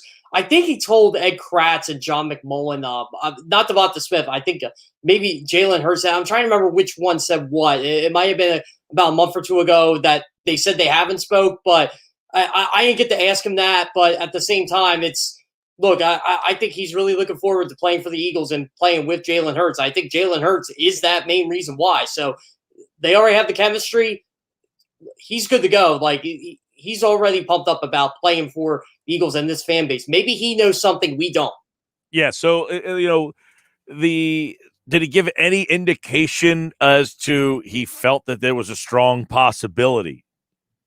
The hard part when you're doing an audio call is you don't get to see the facial reaction, which I was kind of hoping to get. But, he didn't really hesitate on it either. I think he was like, all right, yeah, the Eagles, let's do this thing. And, Jalen Hurts, he started talking about Jalen Hurts. And then he was going on about, everything else in mind here. Oh, sorry, Mike, I'm losing the camera. All right, yeah. So, he's going off of, about Jalen Hurts and, pretty much playing for Nick Sirianni in the system. I didn't get to ask him too much about Sirianni because we were talking mostly about Alabama football players and his size and stuff. And he brushed that off really quick. He said, man, to me, that's old news. And to all these teams, that's old news. They know what I can do. They know my credentials. They know I'm a baller. And look, the guy's got a lot of swagger to him. It's kind of like the Eagles quarterback, Jalen Hurts. It must be in the blood of Alabama. Well, based on what Sirianni and how he described an ex-receiver a couple of weeks ago, he said they come in all shapes and sizes. T.Y. Hilton, Dwayne Bowe, Keenan Allen. Does Devonta Smith fit the X mold that the Eagles need? I don't think he fits the prototypical X, but as the Eagles have said, they come in all shapes and sizes, and you can play an X and a Z now, and you can move an X all over the place. And I think that's what Nick Sirianni is excited about, the opportunity to coach a guy like that. Devonta Smith is a Swiss Army knife. He's a big play receiver. He can catch short passes. He pretty much is to do it all for you, Dolly. He can do anything you ask him to out of the wide receiver position. And I think that's what the Eagles want. And I honestly, Mike, the Eagles need a number one wide receiver in the worst way. I think this is a guy that could truly be that for them. And they could spread the ball around. He'll make Jalen Hurts' life easier because they have that connection. Again, Jalen Hurts made Devonta Smith really early in his career because they were both Devonta Smith was a true freshman and had a big college football playoff with Jalen Hurts. And that's when he first kind of got on the map because Alabama was pretty low to the wide receiver then, but then you first start hearing of Devonta Smith. And then the next year it was Jalen Wall, and then Tua got a hold of him. And look, it just seems like no matter who Devonta Smith plays with, the quarterback is good. But I was pretty encouraged when he said all that about Jalen Hurts. That it just has that feeling like, hey, look, these two went to war together before. Why not do it again? What about this scenario? Some reports today the Dolphins would take Waddle over Chase. Is that a BS meter? Where's your BS meter on that? Man, I'm here, Penei Sewell. So, yeah, I'm going to call BS on that. I think the Dolphins really don't want to give anything away of what they're trying to do at this point. My logic is they are going to take Jamar Chase. But look, Penei Sewell, now that they traded Eric Flowers and they're going to move Robert Hunt in the guard now because that's his natural position. Penei Sewell could play right tackle for them automatically. And I think they're banking on the Cincinnati Bengals probably taking Jamar Chase because they don't want to protect him. So they take Penei Sewell. That's fine. The Bengals take Jamar Chase. That's fine. So the Dolphins take Penei Sewell. And if Cincinnati takes Penei Sewell, then the Dolphins take Jamar Chase or whoever they want. But I have a feeling Penei Sewell is really the guy they want. So if the Dolphins passed on Chase and took Waddle and Chase is now at 7, does Howie Roseman make that call? I think you make a trade up no matter what. I think you try to trade up with the Detroit Lions, but here's the thing. If the Detroit Lions want Jamar Chase, I think they're going to get Jamar Chase. Because they already had Jamar Chase once in their career. They screwed that up with Calvin Johnson. Yeah, they did. And they could get another one. And unfortunately, it'll be with a much worse quarterback. But yeah, I think Detroit, though, is looking to trade down. Don't get me wrong. I think Jamar Chase is very intriguing for them, but I do think they're looking to trade down, stockpile more picks. They're like the Eagles. They got a lot of rebuilding to do, but I think the Eagles are really, really want to get back into the top 10. And if they're able to do that and still keep that first round pick for next year, which they should be able to do with ease, kudos to Howie Roseman. And personally, I think if they go into the top 10, it's either for one of those cornerbacks, Devonta Smith or Jamar Chase. If Jamar Chase is there. Jeff, if they get back into the top 10 and obviously they're not going to give up a first-round pick to move back up. I mean, they traded back to get the first-round pick. They're not going to retrade that pick to go back to that spot. So if they get up there, what are they giving up? What is the threshold of what they would have to give up to get to 7? This is where the Carson Wentz trade comes in handy. You have 2 third-round picks. You give up one of them. Maybe you give up a future third. You can get from 12 to 7 by just giving up one of those 2 third-rounders. Well, that would be the main angle in the deal. I'm sure you would have to give away, probably a 5th or, a 6th or 7th in there. Look, the Eagles have so many picks at the back end of the round. They're not going to use all 11 of them anyway. Maybe you give up like a future 4th or a future 5th to keep the team happy because next year's draft is a lot deeper than this one. But yeah, pretty much the kicker in it is the 3rd-round pick. All right, I like that because I'd be on board with that. If I give up a 3rd and say a 5th in this year or next year to move up to get 7 and get a guy that I really, really like, Chase, Pitts, I don't know. I'd be interested to see if they pulled the trigger and went up and get Patrick Surtain if they just like Horn better. I mean, that is another big storyline tomorrow night for me. A text message came in from a listener I thought was interesting. It said the Eagles did not draft Hurts to be their starting quarterback, so don't be surprised when they take one. Why did they, in your opinion, draft Hurts? In my opinion, I honestly think because I was one of the most upset people when Carson Wentz got hurt in that NFC wildcard playoff game when Jadeveon Clowney hit him. And it was because Josh McCown was terrible. He was absolutely horrible. And the Eagles went into the last couple years. We had Nick Foles. Carson Wentz gets hurt. We have a backup quarterback and go and win playoff games. He won 4 of them for you. Josh McCown couldn't even get the ball in the end zone. He couldn't do anything. That Eagles offense wasn't good in 2019, but they were terrible without Carson Wentz. And Josh McCown look, they didn't even have a chance, and they were down 8 points. They were down 17-9. They just couldn't get anything going. I truly believe if Carson Wentz was the quarterback that entire game, the Eagles win that playoff game. And this is why I got upset with Carson Wentz to begin with, because he had that mindset like, oh, this guy's coming in here and taking my job. No, Carson. No, you got to take this mindset of, man, if I could have won that game if I was healthy because I was that good. Yeah. And hey, look, we already won a Super Bowl because you got hurt because we had a capable backup. So I get that. And that's what I said. I don't have a problem with them. They value the backup quarterback position, so they took a guy. I had no problem with them taking Hurts. They won a Super Bowl doing it that way. Right. So I had no problem with them taking Hurts last year. And keep in mind, Geoff, last year when the Eagles the over-under for win was 10. People thought that this was a possible Super Bowl team. So backup quarterback was important. Yeah, and that was the thing. Look, I don't know how bad they would have been last year if Jalen Hurts wasn't on this roster. Jalen Hurts won him a football game. He probably should have won him 2, maybe even 3 if the Eagles defense would have held up. They didn't have Michael Jacquet back there, playing secondary against CeeDee Lamb. But, all kidding aside, I mean, Jalen Hurts did a lot of positive things for them last year. And look, I think the Eagles just crossed their T's and dotted their I's in case Carson Wentz got hurt again, because he's shown he gets hurt pretty much every year, and that's what Jalen Hurts was. What does the trade today mean? Anything? Just a trade? Obviously Bridgewater goes to Denver for a 6. Does that mean Denver is no longer in the quarterback game? Are they more apt to move out of 9 now? How do you read that deal?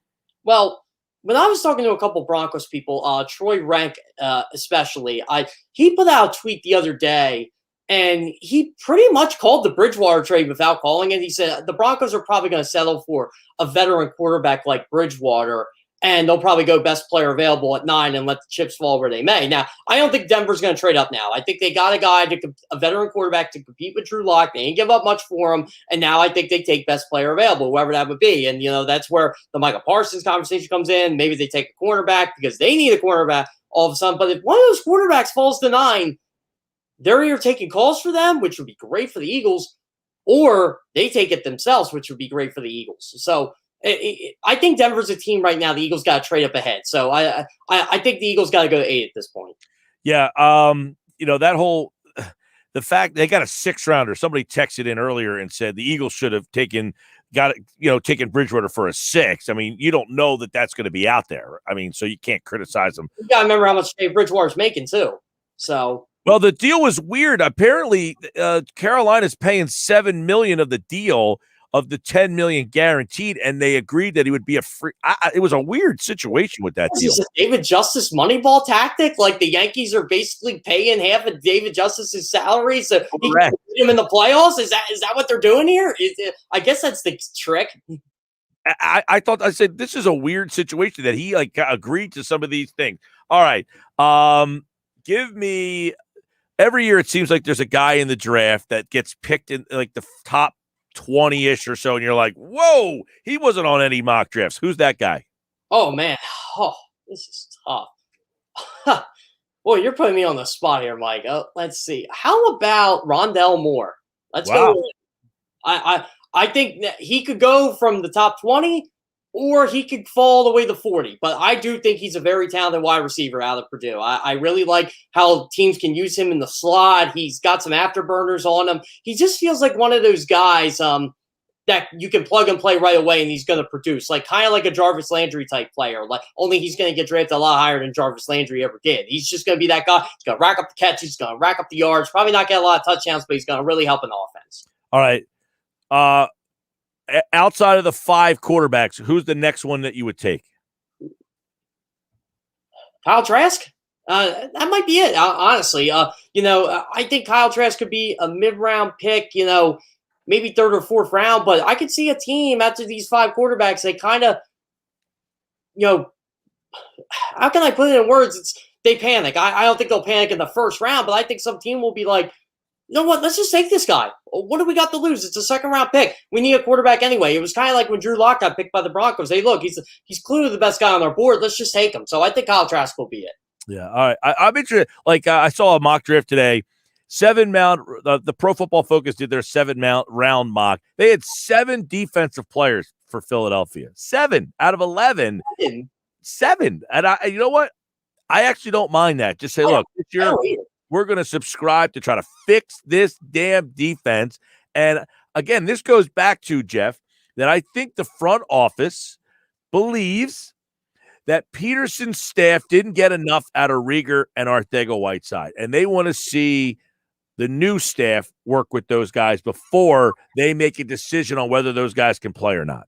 Well, I think that's what it is. I'm not ready to write off J.J. Arcega-Whiteside after 2 years, even though that has happened in NFL history. Guys have literally been, especially receivers, they've been out of the league after 1 year. So the Eagles are being very patient with this guy. They wasted the number 62 overall pick. I'm sorry, number 59. I apologize. 62 was Paris Camp, I think, in that year. I'm trying to remember already. But yeah, I mean, the Eagles invested a second-round pick in him. Jalen Reagor, I'm not ready to give up on at all. I think Jalen Reagor, just being a first-round pick, deserves 2 more years right off the bat. But yeah, I think the Eagles have enough confidence in Nick Sirianni and his background with wide receivers that he can make all these guys better. Travis Fulgham, Arcega-Whiteside, Reagor, Greg Ward, all these guys. It's they will go receiver in this draft. It may just not be the first-round pick, but I'll tell you what. I don't think they can go wrong with Jamar Chase, Devonta Smith, or Jalen Waddle at all. If the Eagles have not had a true number one receiver since Theo. No disrespect to Deshaun Jackson, he was a different type of number one, but a true number one wide receiver. I was called Deshaun Jackson, not a number one receiver, but a number one playmaker. Yeah, that's pretty much what it was. I mean, he made the Pro Bowl in 2 different as a receiver and as a punt returner 1 year. So yeah, he was just like that guy that you had to defend or else you were done. Now, the mock draft, I actually like this Pro Football Focus mock draft. If they ended up with these 11 guys, I think I'd be pretty happy. What do you think of the kid Amari Rodgers from Clemson? He's a lot of guys like this guy, like a running back / receiver. They're all like these 5'10", but he reminds me a lot of the other receivers that they've had at Clemson. Aaron Brooks and I were just talking about him today, and we're like, this guy's a stud. And he's going to be, the 9th or 10th wide receiver taken in this draft? What a draft for wide receivers. Yeah, the Eagles get them. Where did Pro Football Focus have them? Did they have them in the 2nd round or 3rd round? 4th. 4th round. Oh, yeah, 4th. They had the Eagles way before the 4th. They had the Eagles taking him in the 4th round. They had literally it went Kwity Paye at 12. Okay. They went Nick Bolton at 37. Okay, yeah, I can see that. Then they went, now these 2 guys' names are, I'm going to be butchering here, but the corner from Syracuse, Ifedu Melifonwu. How's that? Yeah, that's Obi's brother. Correct. And then the UCLA defensive end, Osa Oding Hizua. I like him, actually. I kind of did a little bit of scouting report on him. He's a really good run stuffer, defensive end. So, yeah, that wouldn't be a bad pick for the Eagles in the 3rd round either, especially with that 2nd, 3rd round pick. I had him going in the 4th when I did my one and only Eagles-only mock draft. But I'll tell you, if Amari Rodgers falls to the 4th, I think you trade up to get a guy like that. I just can't see him being in the 4th round because he's that good. But, again, I guess it just all depends how the draft board plays out. But it's crazy to think about. There's 10 or 11 legit receivers in this draft that are going to be good NFL players, and he's one of them. Now, the quarterback they had him taken was in the 6th round, Felipe Franks. Ooh, that's interesting. Yeah, the connection with Brian Johnson, Florida. Yeah, I was going to say, I know he worked with him at some point. I didn't even think he'd be a draft pick, but again, this is a weird year. So, well, he's one of them guys, he was the number 1 recruit coming out of high school. Everybody feels they can get the talent out of that guy. Should be interesting. All right, Jeff's back tomorrow at Kerr CBS. Check out all his NFL coverage. Man, it's almost here. Tomorrow, it'll be here. We'll get Jeff's official pick. Got it? I'll tell you who I'm going to go with now, if you really want me to. No, I want you to wait till tomorrow. You know why? Because it might change. It might change, but I'm pretty sold on it. Devonta Smith interview dropping tomorrow on CBS. Check that out. Devonta Smith interview drops tomorrow at Jeff Kerr CBS. Check it out. He'll be back tomorrow right here on the Sports Desk. All right, Jeff. Great job, man. Thanks, Mike. Always fun. Jeff Kerr. His coverage will continue here on the Sports Bash. Even after the draft, Jeff and I are going to be doing a lot of NFL stuff, a lot of NFC East stuff. We're going to kind of expand Eagles, NFC East. We got some things in the works. Looking forward to working more with Jeff at Jeff Kerr CBS. And we've been getting a lot of good feedback on our segments, so we appreciate that as well. All right, coming up, got the sound of the day, and that's next. And Josh tonight has a jam-packed show. Dave Weinberg, Kevin McCormick. Tomorrow, Ann Fitzsimmons is on the show. And tomorrow night on the YouTube channel exclusively, Josh is hosting a draft special.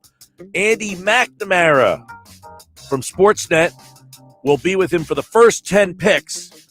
I will be jumping on with him right around the time the Eagles make their pick. And then Casey Joyner will join them for the back end of the draft from picks 22 to the end. All right? So that's tomorrow night right here on the YouTube channel for those of you watching the live video. And tonight on game night, Dave Weinberg, Kevin McCormick tomorrow, and Fitz Simmons.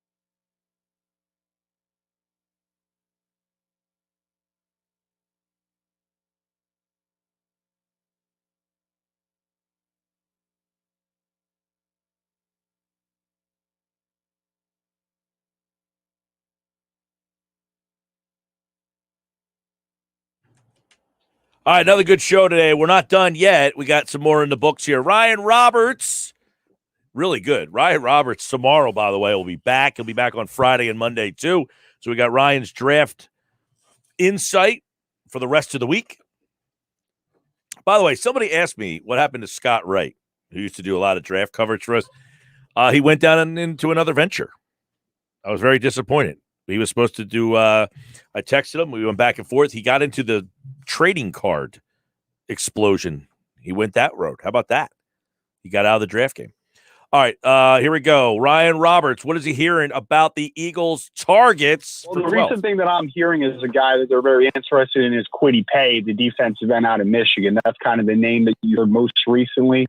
I think the one player that's going to throw a wrench, because I've been kind of on board that I think it's going to be cornerback or it's going to be wide receiver. The one person that's going to make you second guess that is if Rashawn Slater, the offensive lineman from Northwestern, is on the board. Kwity Paye, Rashawn Slater. What are the percentages in your mind that those guys end up the pick? Give me a percentage on each guy. I would say right now, I would say Slater is probably ahead of Kwity Paye if I'm the Eagles. If I'm reading give me a the percentage teams. that they would take one of those two. Like 50% it's Slater, 30% it's Paye. What do you think? 28% Slater, that's 24%. That is Paye. perfect for you. I never announced the results of that thing the other day. So I got to tell this story. I mean, you put me in this spot. I have to do it. Okay. So Josh messages me